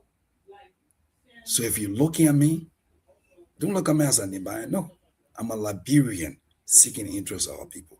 So we're in the 15 counties. Thank you. Okay, thank you so much. My next question have to do with, you talk about the voting right when it comes to our brothers and sisters in the diaspora. How do you intend intend to make this to come to pass? Because it's going to be a blessing, and our brothers and sisters in the diaspora are going to have a voice when it comes to contributing to Liberia. So what is your intent, the organization intent? What's the force that you guys put it? And when are we expect this to happen? Thank you. Believe me, we thank God at least the out of country voting is already on the Senate table. It was already, let me not go back to that, but it was already done. But election came, everything went, so we let it go. And now we're working very hard on it. Our representative, the senator, the leadership in Liberia, they're all looking up to it. And we're working very hard also to educate and make them to understand our purpose is to make Liberian to know that there are people, they are here. And we're not only coming to say, oh, you won't get the voting right in this place here. It's not because of all of those things. But my brother, look this way. Right here in New York City, I'm walking to a Ivorian embassy, they're standing online to vote. Nigerian embassy, they're standing online to vote. Guinean standing on to vote. Sierra Leone, come on, man, for God's sake, what's wrong with us? In Liberia itself, during the time, I think it was Guinean election, the Guinean went to vote in our country. They supported their Guinean. What happened to us? The Sierra Leone can do the same thing. The Ivorian can do the same thing.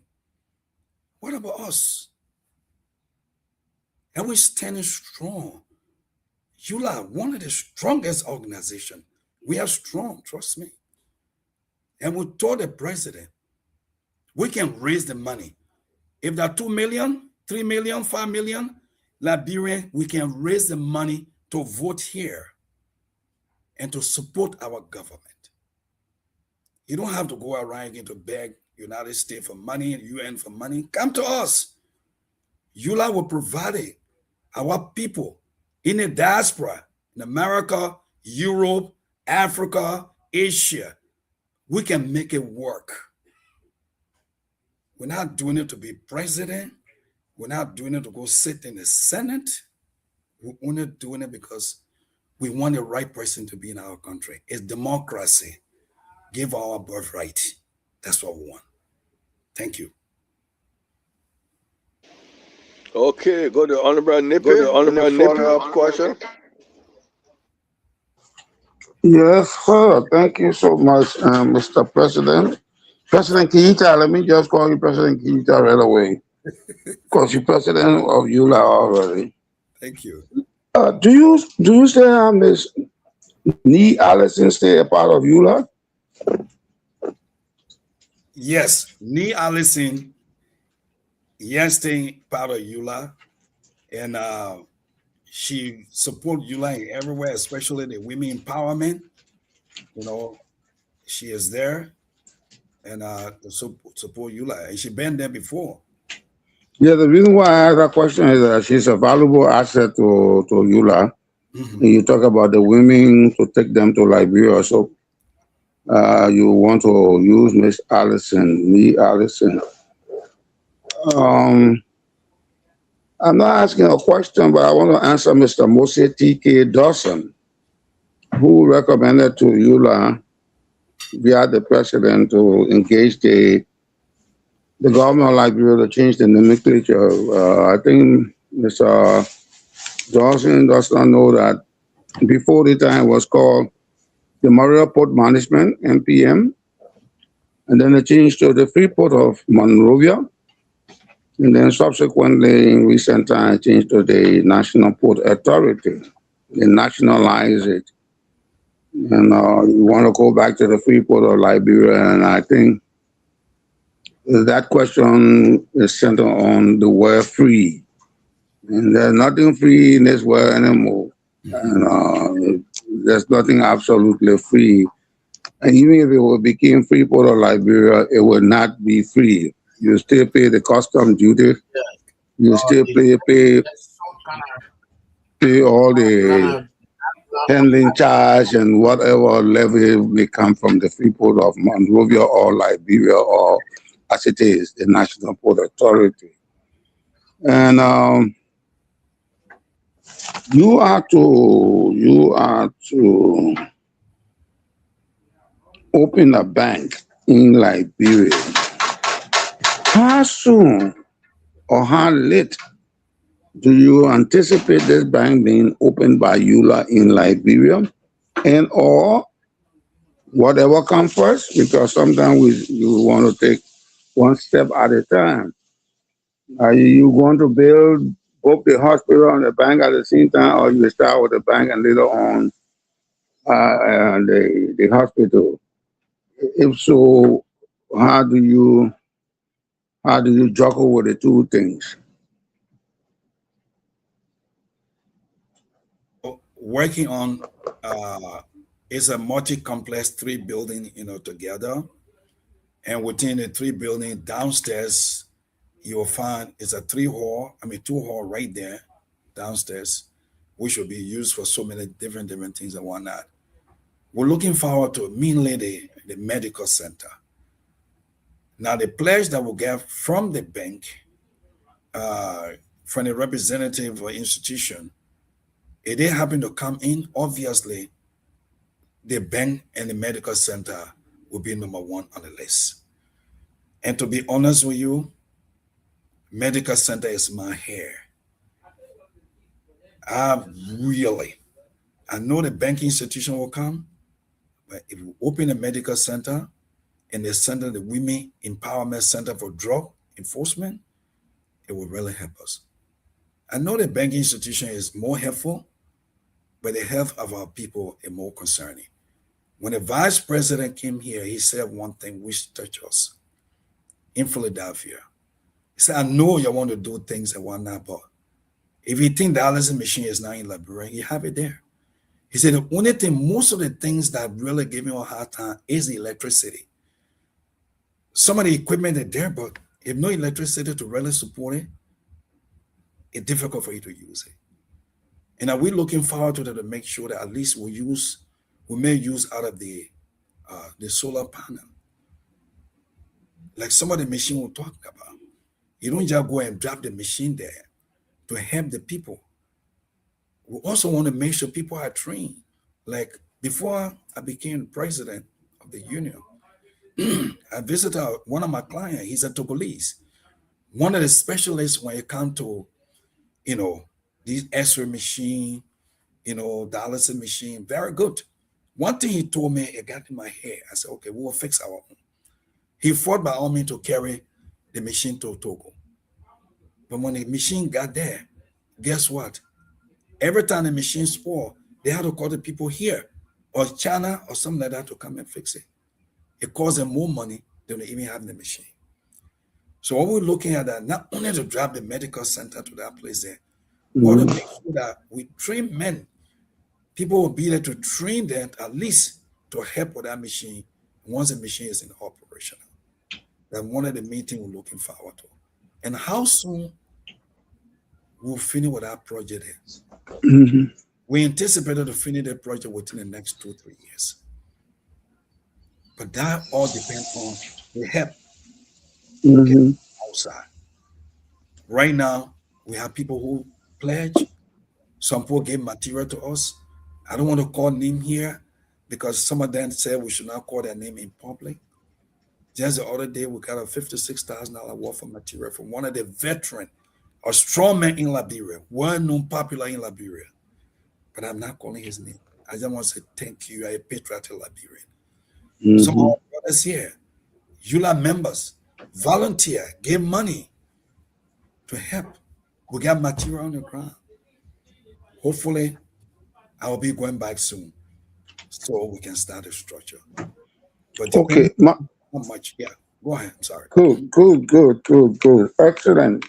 In the interim of the construction of the bank and the vision to do the hospital, You know that we have a huge, very beautiful medical center, which was the state of the art in Africa. And that center is right on Tottenham Boulevard, and it is in a state of hiccup. It lacks the kind of equipment that it needs.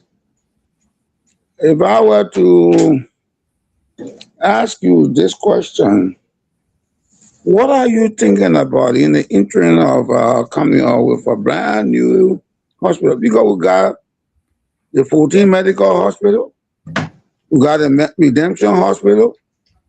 There's another one we understand that is being built. But all of those hospitals projects are very excellent, extremely excellent for Liberia, such that our hospitals are decentralized. Is there anything in your thinking, in your plans, to resuscitate, to advance the medical treatment needs of our people at the John F. K. Hospital, Memorial Hospital?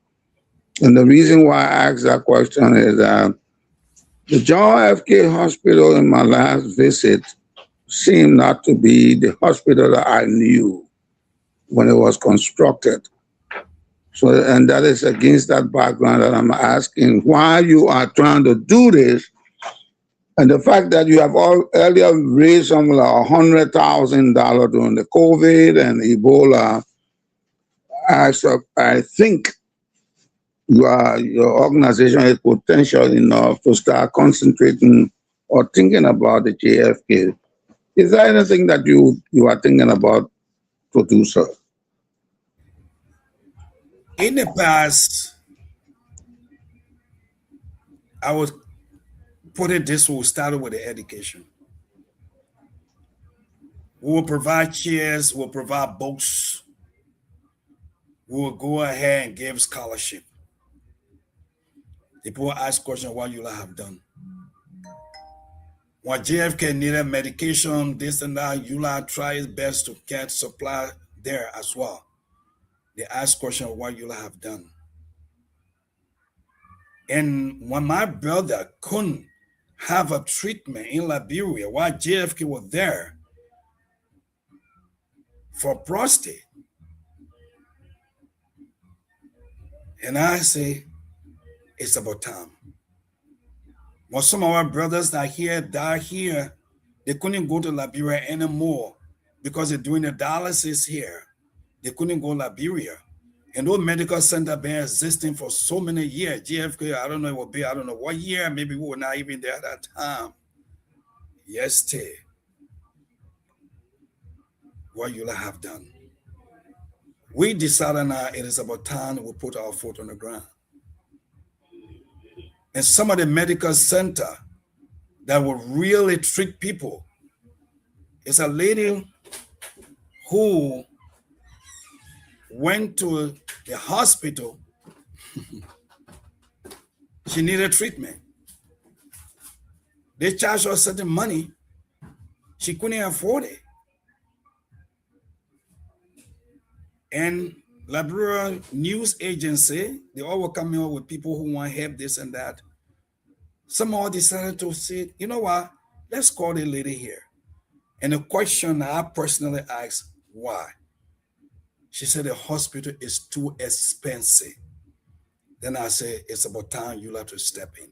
Now, what we are looking at, we're not saying we're not supporting JFK or any institution, medical facility. That we want to start something that a medical doctor leave from here, the people who are going to be there to do the job, the money you charging the people to your center, $300, $1,000, they can't afford it. We can do it over there, either free or for registration only. And we're going to work along with the government. We're not just, this is something we want to do. We are willing, but it's about time. Mm-hmm. Yeah. Can you not work with the government in the same vein to moderate the fees by equipping the John F. Because if you look at that institution assisted in the TNRMA training and they still doing the same. That institution, when doctors were graduated, they did their internship at JFK and the AMD Glotty College from the AMD Glotty College of Medicine. They did their internship at JFK, Catholic Hospital, and some of them, when Dr. Nehemiah Cooper was alive, they did their internship at the Cooper Clinic on 12th Street. So I thought to ask, because you cannot have a structure such as JFK, and it is charging the kind of fees you just spoke about, but you can harmonize the fees. And I thought that if EULA got in, tentatively, you can have a wing. Maybe the surgical wing could be the EULA surgical wing. Maybe the pediatric sections could be the EULA pediatric ward. Maybe the delivery section could be the EULA delivery section, because people die. Women are dying, children are dying, the population is cannot increase. We are just 5.2 million. So prenatal care is something that is far more necessary, because you need population. So that if 10 women were pregnant and they had to go deliver, the baby don't die and the man dies too. If you go to the statistics, sometimes when children, before they reach the age of 5 or 10, that number, that population will be dramatically reduced. Why? Because of medical attention. And that building is the only building, like the University of Liberia, that is government's own property. So I thought to ask the question, yes, it's good to build your own house and call it the EULA hospital. But in the wake of that, like the Liberian people say, yeah, you want to eat the Fulling Tonka or whatever, but while the Fulling Tonka is being sought for, why will be eating in town? You want to build a hospital, but while you are thinking about a hospital, you have a structure there that you can tell government we are coming in, and the cost or the price too high for our people. Some of them don't get paid. Government pay don't come on time. Everybody not making US dollar. So as President, Mr. Keita, I want you to put that on your consideration so that JFK, and you will agree with me, you come to realize, Mr. Keita, the money expended to Ghana Kolobu Hospital and in the United States and elsewhere could benefit your citizen. And that's what I think you are thinking about. Could benefit your citizen more if everybody were to be at the JFK. If you thought that is something that you can do, please consider to do it, sir. You know what, Your Excellency, thank you so much. I mean, our building a center, now that we'll forget about JFK. You are right. JFK is our mother, hospital. The hospital where everybody used to go there. And even right now as we speak, my nephew just did an operation there. He the one that was just calling me from JFK. And people imagine and say things. When they told me about JFK, say if you want to die, go to JFK. So the only time I passed by JFK, I think it was during the time of the student riot at the University of Liberia. And that day they took us from the high school, they brought us and I remember I passed by JFK that time. and the time my mom passed away. But this trip, I went to JFK and I saw my nephew in a ER. I said, but yeah, I said, the doctor finished. He said, oh, they will do surgery. I said, they got surgery? He said, yes. And he had a successful surgery. Those would be the necessary thing I was supposed to pay, but I'm proud of JFK. We will take your advice. I promise you, I'll bring them to the administration and the board to see how best way. Maybe we can partner with JFK somehow. We still do our project to see how best we can help. There's so many, we got a lot of Liberian medical doctor here. Medical doctor, we have them nurses, a lot of them. This coming after September, you're going to see some of them in Monrovia to help. But I thank you so much for that advice. And not only that, I want you to think about it critically because it's another avenue of flight risk. With the economy is down, and while the economy is down and people not getting salary, those who have the money in their pocket are taking the money out of Liberia and coming to the United States, going to India, going to Ghana. And if you will reinforce this thought and have that done in JFK, Liberia will be saving some money. Liberia will be saving hundreds and hundreds of thousands. And the people will credit you for that and say, when money was flying out of the country like the birds, Mr. Keita saw the need to condition this money flying out of the country by rehabilitating the John F. K. Hospital, having doctor exchanges, and what have you. Thank you so much, sir. Thank you. I just want to put that point. Thank you. Thank you. Thank you, man. Let's go to let's go to Judge Nemo. Judge join us. Introduce yourself and ask your two questions. Yes, Mr. Keita, welcome to Back to Defo. I'm George Numbo from the Perspective. Sorry, I came late because I was doing some things here, and that's why I came late. Somebody asked if EULA has offices in the 15 counties. And I want to expand on that. Is EULA like the Somali organization? Does EULA have office in the U.S.? Does EULA have a place that is called office that every month they pay their own? Do we have that? Thank you so much. Yes, indeed. EULA has office space in the U.S.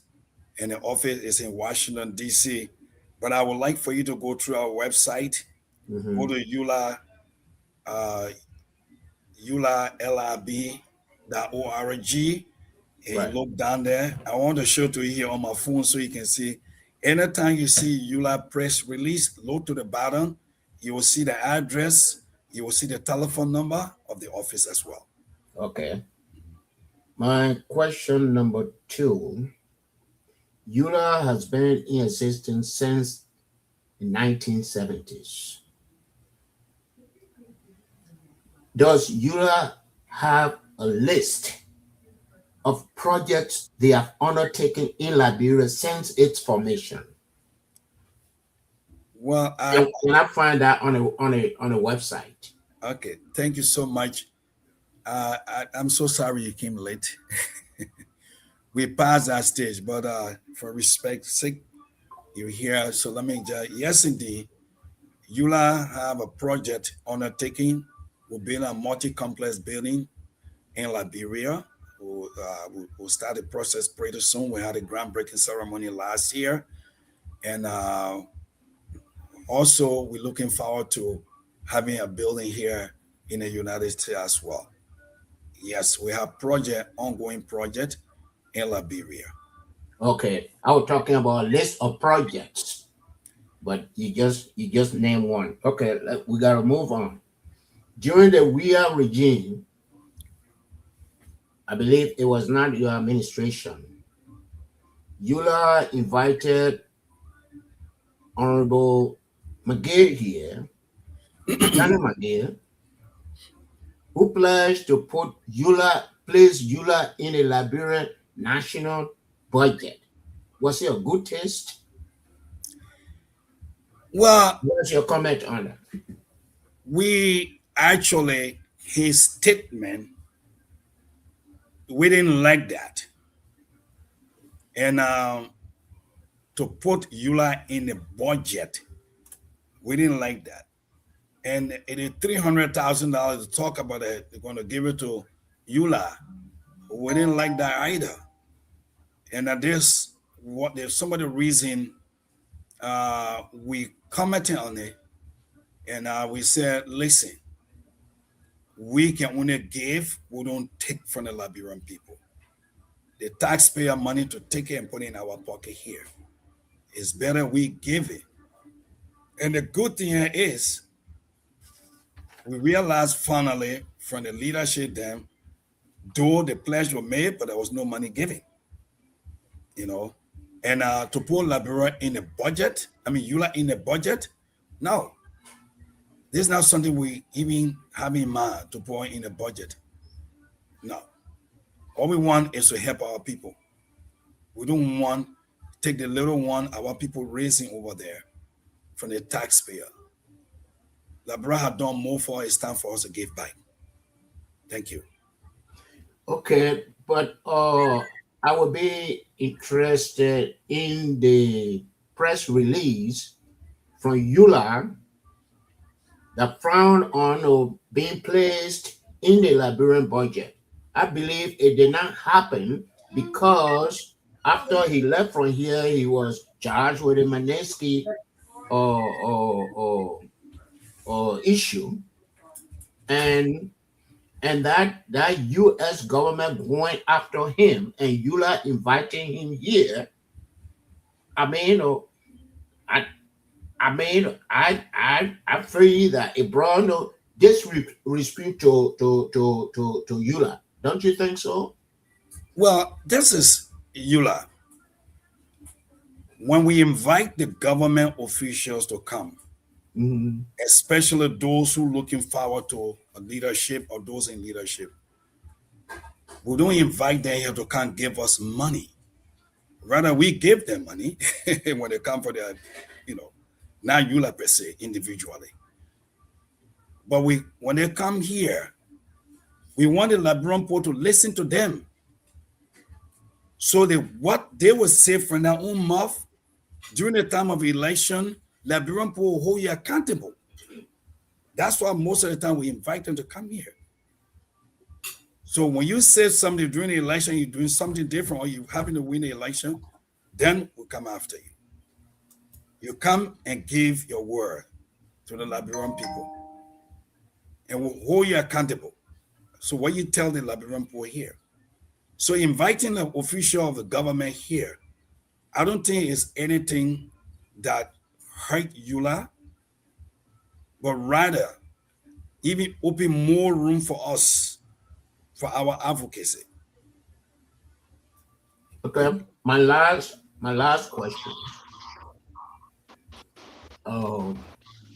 Eula is an umbrella organization. Say it is an umbrella organization for Liberians here.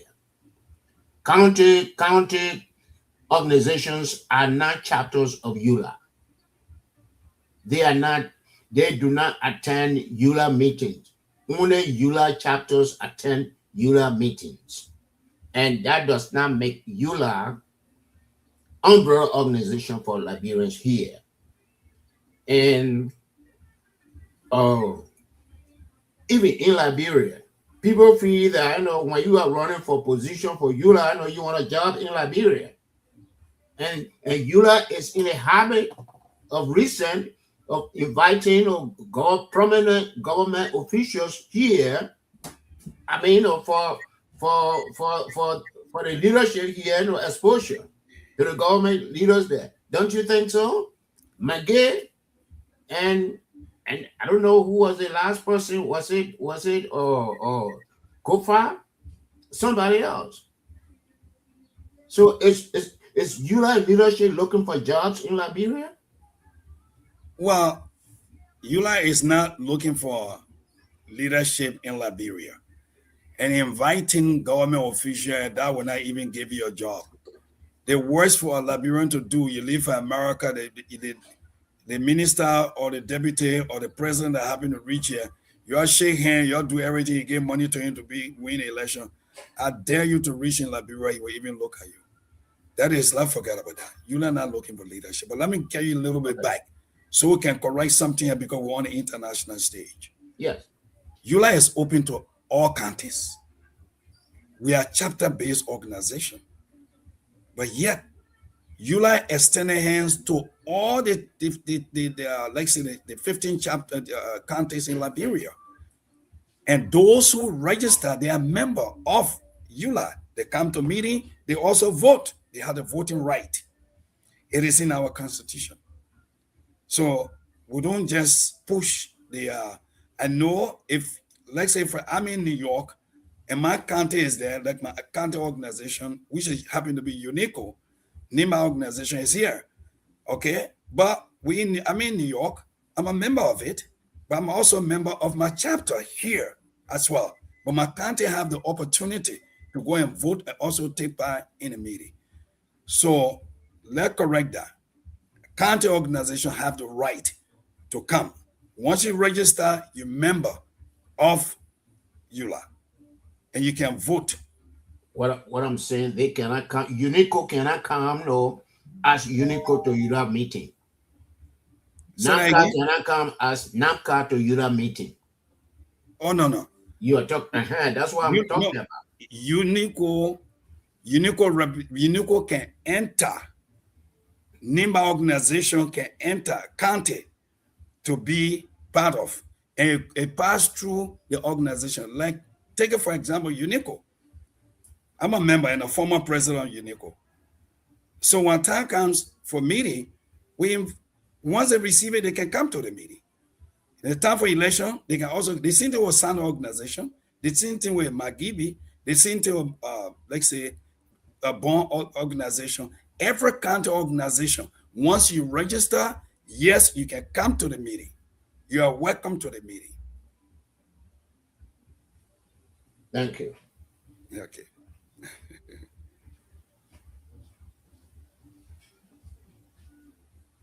Veterans, maybe you are muted. No, Mr. Host, it's your time. You've been very patient. It's time for you to ask your 2 questions. Mr. Wright. Thank you. First of all, thank you, Mr. Veteran Smith. I want to greet all the viewers out there. Sorry for coming late, how to attend some funeral. But I'm here. So welcome to the stage, Mr. Keita. Thank you. I have some very, I don't know if I have 2 questions, but let me ask you 1 question. How can you convince God like me, who have been following ULA and seeing people use ULA as a pipeline to government's job? Well, I will tell you this. I don't know are you in Liberia or are you in the state here? I'm in the States. What state are you in? I'm so sorry to ask a question. Virginia. No, it's okay. It's good. Virginia. Okay. Virginia. All right. Now, ULA platform is not there for people to seek for leadership. I'm sorry you came a little bit late. No, I've been following. Even when I was I listened to everything. Not to seek for leadership. Every leaders that passed before me, they all came to seek the interests of our people. Not to use ULA to go and be president or be minister. No. However, In the past, if something happened, like for instance, we went to Akosombo Accord during the time of the peace accord in Ghana. At that time, you don't have to sit on the table. A down payment on it. Mr. Nuba, is that you? I'm sorry, Mr. Keita, go ahead. That's all right. So people don't use Eula chair to go be president of Republic of Liberia. Believe me, if that was the case, it's going to be tough to even sit on the table here. Sometimes you don't know what God has for you. People will name those that passed before. This person was part of Eula, became senator, became this and that. Well, that's an opportunity, but they do not use Eula to go and be president or senator in Liberia. Fortunately, some did not end their term. They went to Liberia because they had certain opportunity, and other people took from there and started on. But Eula's seat is not being used to go and seek for leadership there. And as you look into it, see the history of Eula, 52 years and plus. Check among all the president leaders that went there. Statistically, 90% of the Liberians not looking for a job. 90% not looking for a job. Not talking about Eula being used to go there. Most of the time, once we're in a diaspora, our focus point is, what can I do to better myself? And make sure when I look behind me after 20 years, I got somewhere to lay my head in my country. So not to use Eula chair to be president or minister. Thank you. All right. Thank you, Mr. Keita. I think your history says otherwise, but we'll leave it like that. Like you talk about the out of state vote, out of country voting. I don't know how you term it. Yeah. Out of country voting. And I think you talk about the money aspect and what have you. But let's go into the operation. Let's say, for example, Mr. Keita, the Liberian government gave a thumbs up. They okayed the process. Okay, the heck with it. Let's go ahead and do it. Talk to us, Mr. Keita, and then they come to you and say, Eula, we're going to do this through you. Give us an operational rundown. How are you guys going to do this? Because there are people listening, people watching, they want to know. I live in Virginia. How am I going to vote? And what will be the requirements? And I want to leave it that way because maybe the question I will come in with some political, but I'll leave it that way. Let me let you to talk first. Well, first of all, if the thumbs up is given to Liberian and say, Eula, we want you to spearhead this and make sure of it. Diaspora is not only United States of America. Diaspora is in Europe, even in Africa. Right by you there in Sierra Leone, diaspora is there. They're in Asia, they're everywhere. We partner with them. We come together as one. Because the government will say, here we'll give you thumbs up. But we don't have this money to really carry on the out-of-country voting.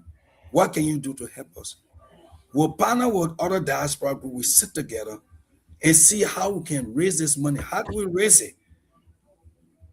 We're not asking you to give us $2 or $20. We want you to use that money to register your vote. When we calculate that, that's the one we'll take that entire program, we structure it, put it together, and tell the Liberian government this is what we can do to help. Okay, thank you. Mr. Smith? Yes, I would like to touch on when you started earlier, you talk about there's a plan to deport some of our citizens to Liberia, but you are working on it to stop that process. And also the World Cup is coming to the U.S., also coming to Mexico, and also to Canada. I don't know whether you heard about the $15,000 bond that people who overstay the visa in order to come to America, you have to come up with a bond. But FIFA President Infantino have convinced President Trump to postpone because some of the countries that were on the list, some of them coming to participate in the World Cup. Have you heard about it? And St. Liberia's overstay, some of the citizens overstay on that list. What is being done about that? Although we did not qualify for the World Cup, but how is that being handled? All right. Honestly, maybe EULA foreign minister can touch that. But to be honest with you, when it comes to football, I close my phone. I close my TV. I don't even know what is in the football business, this and that. When it comes to something else, they're running to go show houses, to go look at houses, buy houses. You see me running there. But when it comes to the FIFA thing, I have no idea about it. The only thing I just wanted, to say Liberia playing today, a Liberia win, yes. The only time I went to Liberia football stadium when Jimmy Swaggart came. That's the only time I went to see him. But I've never been to football player, nothing. My foreign minister, I hope he were here, he can discuss that. Now, with the issue of the Liberian, June 30th, which they gave her that, option, at least what we've been doing before from the past administration, coming down all the way from, coming down from George Bush, all the way, coming down, we've been trying our best to talk to the government through the state, they can extend it. Then we appeal to our own people, please register and continue with it and get your citizenship or get your green card. But something really, most of our people used to be nervous. The first thing they used to say, they just doing it so the immigration can see me. Like a Liberian lady who been living here for a while, I think 35 years. And then when I receive a call, we talked to her, she said, I just want to go home. And I will tell you this, so you will know how sometimes it can be sorrowful for some of us who didn't even have the plane fare to go to Liberia. And when we touched the woman here, this is what she said. I think it's time for me to go home. And who we call? The family member in Liberia. These are some of our disappointments. And when she explained it, you know what they say? There's no space here, allow her to stay there. Jesus Christ.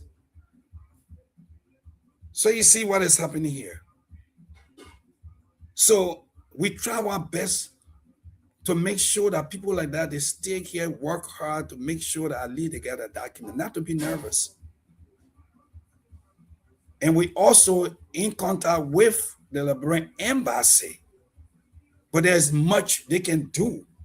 Because once you're on the list to be deported in the Liberian embassy, Liberian government recognized as a Liberian, of course you're on the plane, you're on the plane to leave. One of our brothers who they brought here as baby, small thing that happened when he was little. And that thing will wave completely, that crown will wave for him. And when the time came, when this man took power, they went and grabbed him from his own business center. Stay in jail. Months over months. The wife tried her possible best. We tried our best. Went to the House, went to the Senate to make sure that brother. But the embassy couldn't help because the treaty signed between the government of Liberia and the United States. When you recognize your citizen, they're on their way. Some government will say, I don't recognize them. Like that, they keep you here. Either they carry you different place or you stay here, maybe God will help you to come on board. So the men were about to be deported with the might of God. 2 weeks ago, after all those years, that meant years, months in jail, the brother was free finally. So we can't give up. We have to keep on trying. So hopefully we are writing letter again to the state, which will send copy to the Liberian embassy and copy to the foreign ministry. Let them give our people chance. Those are not finished with their document. Let them give an additional 2 years or 3 years or 4 years to give us a chance so they can continue with it. And we pray to God, we hope the state will help us, and this government of United States, through the president, will really help us to extend the TPS for our people. We need your prayer. Thank you. Yeah, let me go to an area where Honorable Nipe said where most of our people somehow put in jail and there's no legal representation to help them. And a lot of time, Honorable Nipe, when he was political affairs, visited or seek the interest of our people in prison. What is EULA doing for the unforgotten that need legal help? Do we have a lawyer?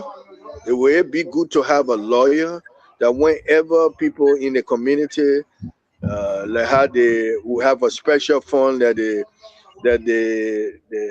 how you call them, the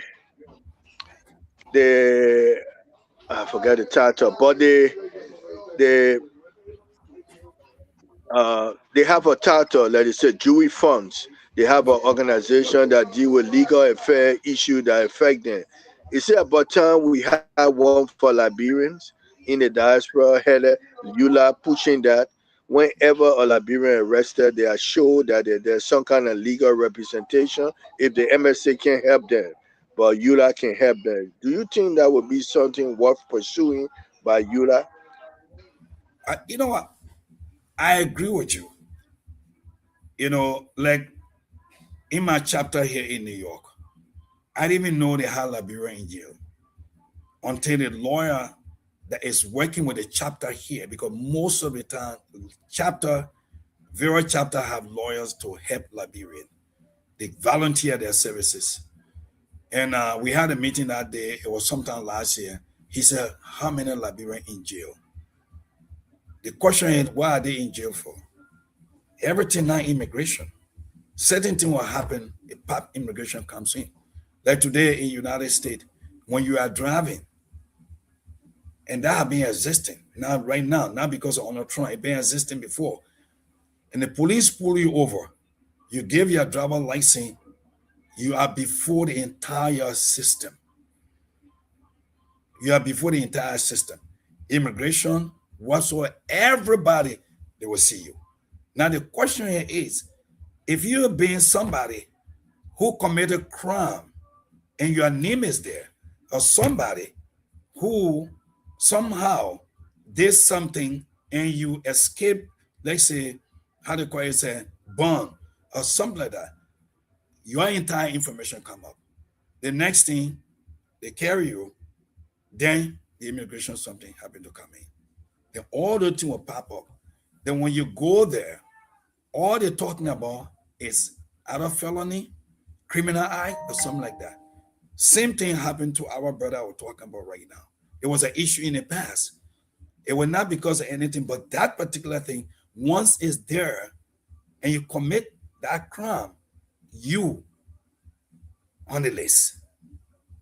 And not every crime, but sometimes like the brother who wife complained, even though the husband didn't do anything, she just got pissed with me. The man took gun against me. He can never get a green card. He been fighting for the last God how many years? But that one thing, and she can't come to the people and say Allah. He lied, them he lied on the oath. You also got another crime on your neck. So we tell Liberians, be careful.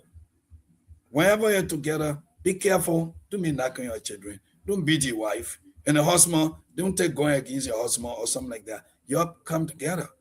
But so those chapters, the first thing we ask them, They will say, we have lawyer, we need to ask the lawyer, we need funds, something like that. We come together and make sure we raise money to help. However, then what you said, we'll look into it to see, because they have lawyer institution here where organizations like us, the 501c3, we can advocate to make sure reach out to them. So anything happen to any librarian anywhere, at least they can go there to help you. But most of the time, when it comes to real immigration issue, no crime, nothing immigration issue, we talk with lawyer. So the money they're supposed to charge you, certain amount, they charge you less. Like the one right here, Mr. Thomas, right here, not far from New York City, not too far from here. Some of our brother benefited. When they went to regular lawyer, you're talking about $6,000, $7,000, $9,000. But how much they pay? Less, all because of EULA, through our chapter here in New York. So I agree with you. We'll look into that and see how best way we can set up form for that too as well. But again, we need your prayer. It's not time to go home. We don't want to go home in a plane. You got nowhere to go because you got no job for all there. Thank you.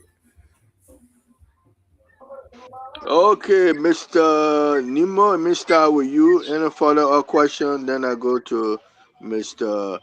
Christopher, Honorable Christopher Nippy. Then I go to our host, and then Chris. Mr. Nemo, any follow-up question? I mean, I want to find out if you are aware of some Liberians who were deported in April of this year, 9 of them.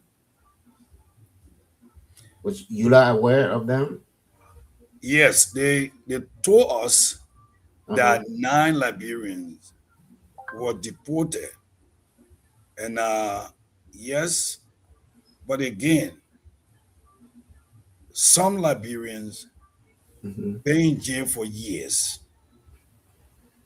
But if you look, that's why we tell every Liberian, if you have problem, get in touch with your chapter. And some of them been in jail for all the while. But with the system that happening right now, we're lucky to see our own people being deported. Yes, EULA were aware of it. They told us about it, you know. Okay. Oh, what is your website again? EULA LRB.org. Okay. What happened to EULA.org? Why is it on sale now? Okay. The former leaderships did not pay the bill or what? No, what happened is that you know, it was so many EULA this, EULA that, EULA this way. So we decided to consolidate and just focus on one. But the first site was EULA.org. EULA.org. EULA.org, it was EULA LRB prior to that EULA.org. So EULA.org came after EULA LRB, but we're still using it. So you say using what? We're still using EULA LRB.org.org. Okay. But EULA.org was established. They created it. Okay. Yeah, it was created, and they decided to use it. But the original EULA website has been EULA LRB.org. Can I call Mr. Yansio to check that? Absolutely. That's our father. Please. Our father there. We just honor him too. Yeah. Okay. Yeah. Thank you. Let's go to Chris. Chris, you want to ask your one question?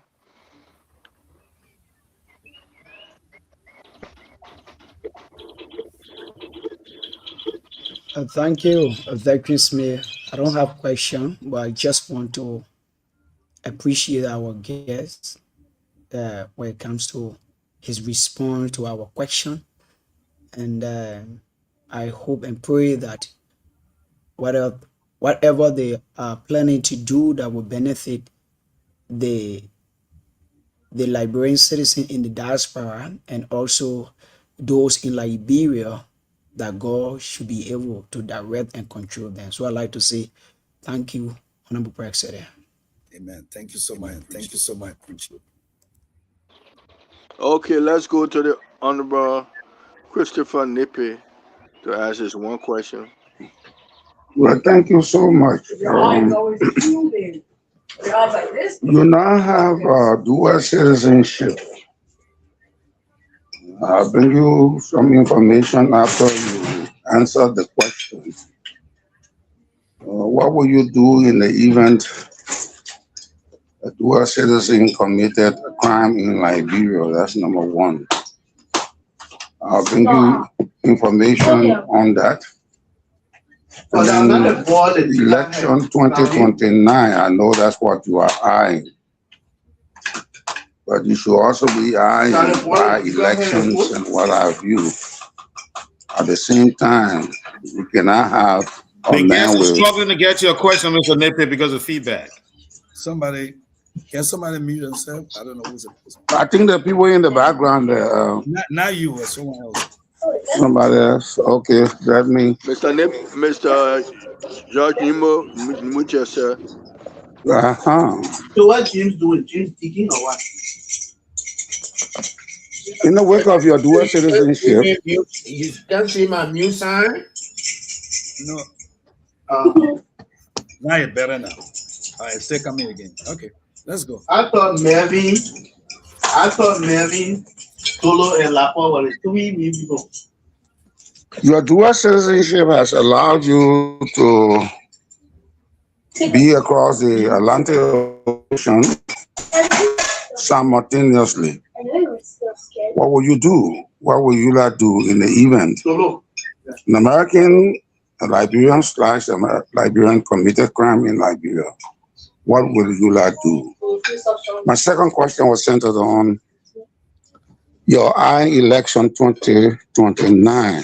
You're talking about voting in the United States. I think you also mean voting in the diaspora, the entire world. Yes. What are you thinking about? How are you going to plan this? Because it entails a lot of planning, a lot of working.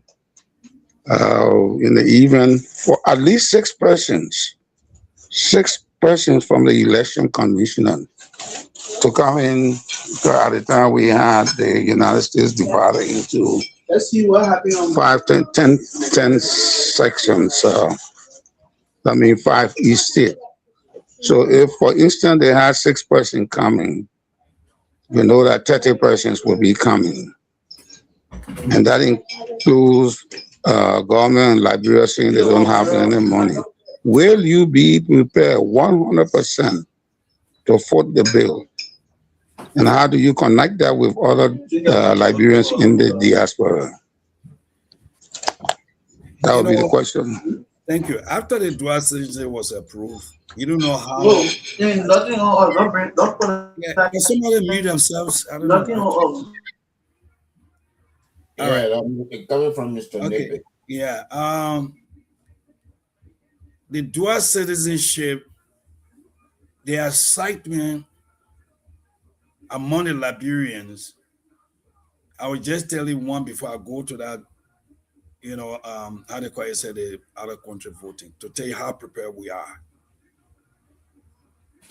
When we were denied our birthright as a Liberian, when you become a citizen of America or Europe or somewhere else, you can't even own the land. That was one of the things. Some of our brothers that even left from here own birthing from one man, one pa, build a house for him. And he decided to report his brother, he's not even a Liberian. he fought. Without dual citizenship, he would lose everything. And when you, Liberian, gave her the opportunity, the dual citizenship, the excitement to vote, believe me, is so hard. You ask any Liberian, say, let's do it. And how to do it, right now, as we speak, we have our chair lady, who is the chair lady for out-of-country voting, Madam Lucy Kier. She and her team went from embassy to get information how most of the African country and different country to see how they managed to get their out-of-country voting to help their country. She got the entire package for all the information. So Liberia in the diaspora, we are prepared. All we need is give it to us, give her the opportunity to vote. And when it comes to raising the money, we will raise it through voting. And we are prepared. The excitement is there. Thank you. Okay. Thank you.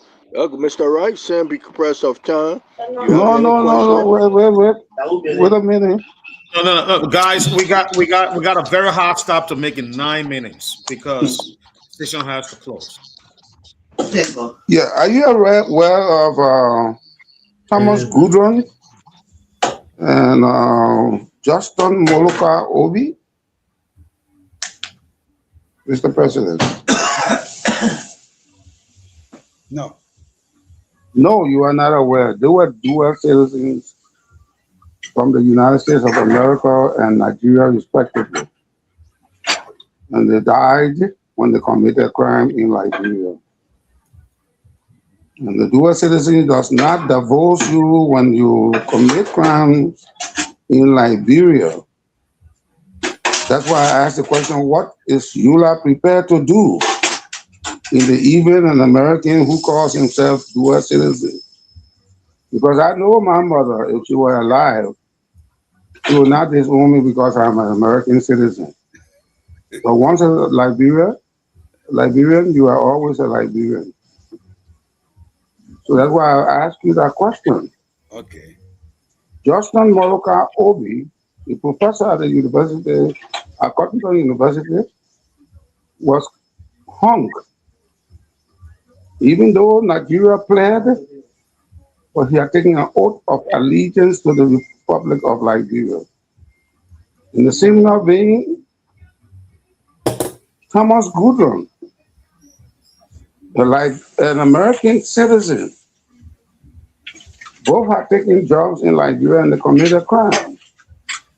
The fact that they had one foot on one side, they had one foot on the other side, and the ocean was between their two legs did not negate the fact that committing crime in one country will not help you to be released. So I just thought you know that, and all of you who are dual citizens, there is an upside and a downside. Mm-hmm. And I think you should have thought that your mother would not disown you, nor your father would not disown you if it were dark. You knock that door. But there's a clear example, a precedent on the ground in law, that becoming a dual citizen of both Liberia and the United States or London or wherever does not exonerate you or exclude you when you commit a crime. So if I went to Liberia, for instance, and I committed a crime, the government of Liberia is under extreme obligation to hold me there. So I just thought I should bring that information. So in the future, when that precedent is being talked about, you know well in advance somebody had told you before the president did whatever they did, and the Liberian government held them. So that's why I asked that dual citizenship question. Yeah, message. Okay. Okay, time, Mr. Wright. Okay. Mr. Kieta, if you want to respond. Then from there we'll go to Mr. Wright. Let have the guest closer, please. We've got 5 minutes to go. Okay, let's say I just want, this is a warning to those who consider themselves a dual citizen and you think you're coming in Liberia to commit crime and get away with it free. You're making a very big mistake. There's a tie between United States of Liberia and on that level. If you commit crime here in America and you run to Liberia, they bring you right back here. The same thing, you commit crime here and you're American, you run here, they come after you. There's the same thing they use to come after Charles Taylor. I believe that you, the veteran, supposed to know. The story is there. So don't talk about Charles Taylor's son, eh? Charles Taylor's son? Yeah. Himself. That's how the government went after him. You can't commit crime in Liberia. You call you say you're an American, or you're when you're American North, and you run away, you come here, the government have the right to come after you here. The same thing, you commit crime here in America, you go to Liberia, the FBI will come and get you. The common story is there, the Liberian guy who went and took the gold, diamond, blah, blah, blah, blah, blah. What happened? They went for him straight in Liberia, grabbed him, and brought him, he's in jail now. So people have to be very careful. Try not to commit crime. Try not to take people's money and run away from here to come to their place. No, they can come after you anytime. But we'll pray to God for the best. Okay, Yula President Mohammed, MG1. MSG1. Oh, MSG1, which you will not disclose until 2029. For whatever reason, we will wait for that interview. Can you give your final closing argument? You know, I just want to take this time to for hosting us here tonight, and thank you so much. I know for a while you've been behind me for us to come, but today you use everything, almost 3 hours. It kept me never in the history, and I love that. You know, and when you call me, you mentioned the Southeast, Grand Jesus out there, and we are sitting here. Little jealousy getting me. You know why? You're sitting at home, and I'm here crying to be in Liberia. I just want to say thank you so much for everything. At any time, Yula door is open. Yula door open to come. A lot of people call to come, but we dodge it. But I give you the opportunity anytime. We're willing to come here, and you're really doing well. You know, and Honorable Nippy, Your Excellency, I stand up and I salute you. Thank you for your education. I appreciate you so much. There are a lot of things you said tonight. I promise we will follow up. And I tell you, every one of you, thank you for everything. And even though we are here, but we got the youngest one among us, Mr. Ware, thank you. And we appreciate you so much. And thank you so much at any time. Our convention is coming. Come. You want to say invitation? Come and see how the Liberian, how we can vote. Transparency. We don't joke with that. Democracy is the key. And please, the women empowerment will be coming in Liberia to make Honorable President, that part of your closing is very debatable, you know, but I'll allow you to close. Okay. So yeah, it will come. If you want, we can send some of the debate that we had before so you can see it, then you can come to our debate. But we thank you so much. The home we're going to carry on, please. If for every one of us, that building we're putting out is not for individual, that's for the Liberian people. Every cent count. If you get 1 bag of cement, we'll accept it. Even 1 pack of nail, we will accept it. Thank you so much, and God bless you. Thank you very much. You have heard, you just listened to the voice of Thank you, Chairman. Mohammed MGS1. It's almost the double agent one, but we discovered that in 2029, he had president. Yeah, he is the executive president of EULA and president in chief. You just listen to the State of the Union of the president of EULA, and hope you attend the different events. And sometimes give us some of your information. We'll put it in our chat room and on our website. Hope this not the last interview, but you can send some a key member of your organization, Mr. What's his name? The one who was heading the diaspora. No, the double what?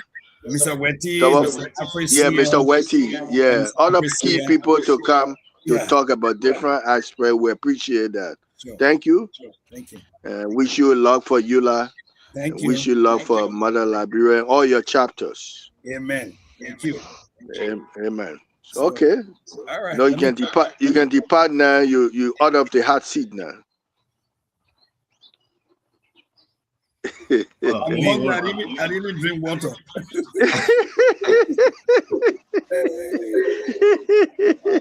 I'm trying to get myself out. No, we'll do it for you. You can't get Thank you so much, Mr. Keita. Okay, host, you take over the closing now. All right, thank you, Mr. Fred Veteran Smith, for running the show today. I've been following the show even though I was out, but it was a great show. Thanks to all the panelists for showing up. So let's do a quick 30 minutes closing and then we can close up, guys. So there's no LEC. I'm using generator in the back there, so that way we got to close up. So 30 seconds, please. Mr. Nuba, you're muted if you're talking. Can I come in? You first said 30 minutes, then you change it. No, gotta do 30 seconds. 30 seconds. That's Look who talking. That Mr. Nippet said 30 seconds. No, Chris gotta go. You know. Okay. You see, EULA. I'm sorry to say that, but EULA is a disgrace to Liberia. They have the Somali organization here. That man is on payroll. The organization pays the officials because they cater to all the Somalians in the USA. And EULA is not like that. EULA does not know how many Liberians in the country here. And he said he's from Nimba, he is member of UNICO. How many people from UNICO are members of EULA? But when you go to UNICO, you will see hundreds of Nimbayans. You go to Grand Gideon organization, you will see hundreds of Grand Gideons. How many Grand Gideons in this USA are members of EULA? They are not doing anything. They're looking for a job. And he's talking about 2029. See, you know somebody called Blamon Nelson? You were EULA leader before. Tambakai Jangeba was EULA leader before. Charles Taylor was EULA leader before. Ignatius Clay, EULA leader before. Tom Wowoyu, EULA leader before. Thomas Groupie, former Senator Thomas Groupie, EULA leader before. Major Fransano, EULA leader before. Milton Cheje, all these people here. Bagbala. They do it for visibility. Mm-hmm. They care less about Liberia. Nothing. Like just now, they're talking about building project. Organization that started in the 70s. And my own man Zawulo to Isaac Zawulo work with we up. Organization that started in the 70s. That in And they want money from Liberians.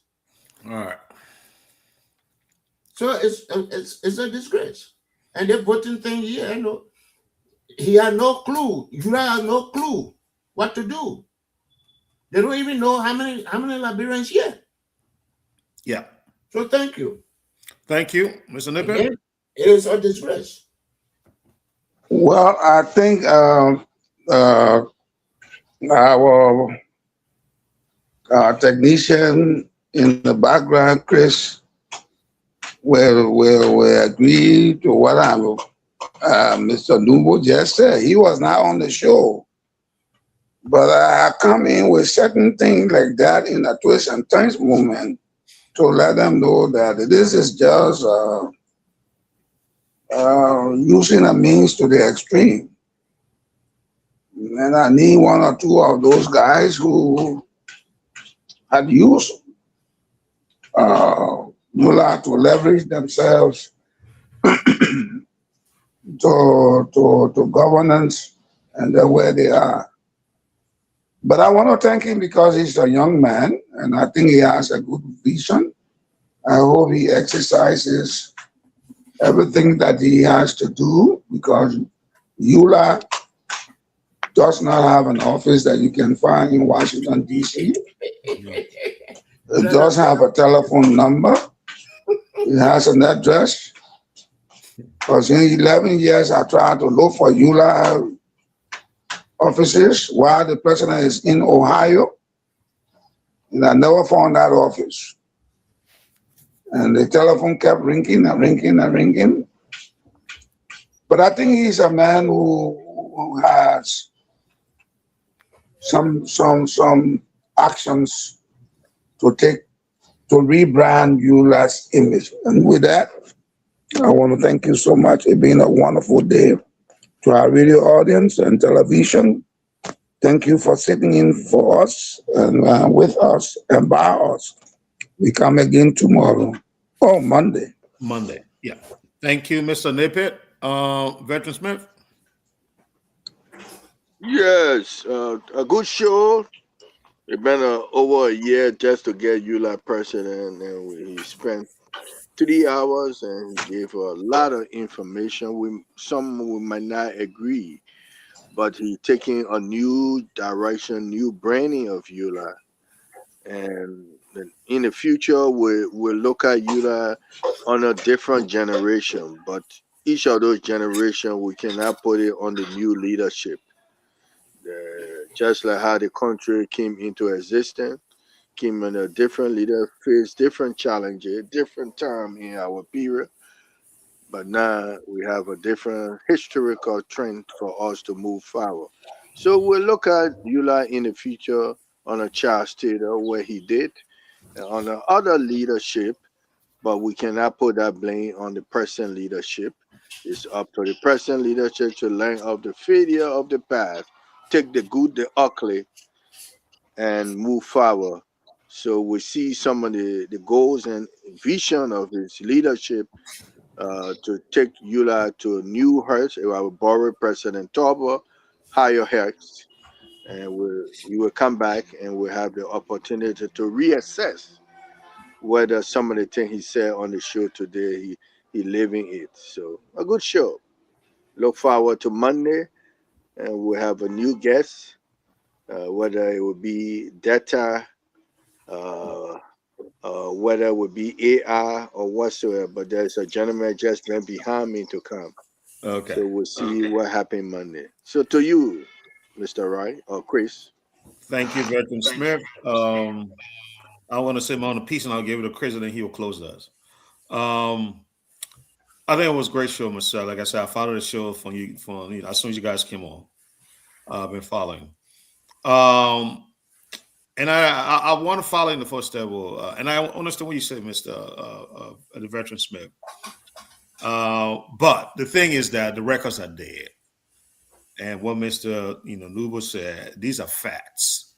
We're not making it up.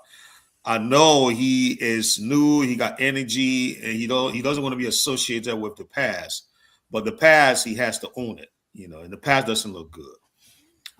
he will have to chart a whole new future going forward. And he has to earn the trust of the Liberian people. And I don't think of doing that. Mr. Nibiato, there's no space in Washington, D.C. for office. They're operating in the cloud, which is not good. They've been operating since 1974. That's a long time. While the president was operating in Ohio. Right. And that like Yanti, no, Welleti, right? Wetty? That's a yeah, something like Welleti. Wetty. Yeah, Wetty. Yeah, okay. Emmanuel Wetty or something. Yeah, Wetty. Yeah. Emmanuel Wetty. Yeah. Emmanuel Wetty. Yeah. I went to hustling for a job in Moretta. I know him. I saw him. So I'll tell you, this is fact. I know him, my brother. You can't argue with that. But thank you so much. And not only him. Zawolo. Yeah, no, I named Zawolo. I said Zawolo, and then the man who is deputy minister for state. Anthony. Oh, yeah. Anthony Kessley, right? He was chairman. Yeah. He succeeded Wilma Cooney. Yeah, Cooney. The thing we don't know those kind of thing what they're trying to do. Yeah. All right, gentlemen. We know you are like the back of our hands, so he can, Mr. Mohammed waits for the love. But to you, Chris, please send us home. Thanks, guys. See you back on Monday. Bye-bye. Okay. I would like to say thanks to every one of you. The show was great, but there were questions that were not answered properly. But however, as Mr. Nippy said, and everybody saying that new leadership, the organization were established, and it have so many years, but don't have offices for the people you say you are defending. You are the breach. What are your impact you have on them? So anyway, a new leadership, we know things will change. So I'd like to say, Mr. Wright, thank you so much. Veteran Smith, thank you. Mr. Christopher Nippet, thank you so much. And Mr. George H. Nimbo, I'd like to say thanks to every one of you. And let me say thanks to our listeners, followers. We appreciate every one of you for always being part of the show. Have a great time. So how we celebrate the birthday tonight? Oh man, I'll call you on Monday. No problem. All right.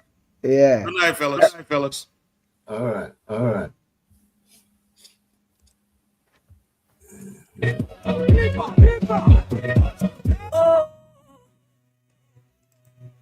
Top FM 105, 3 we on the air. Leader shout.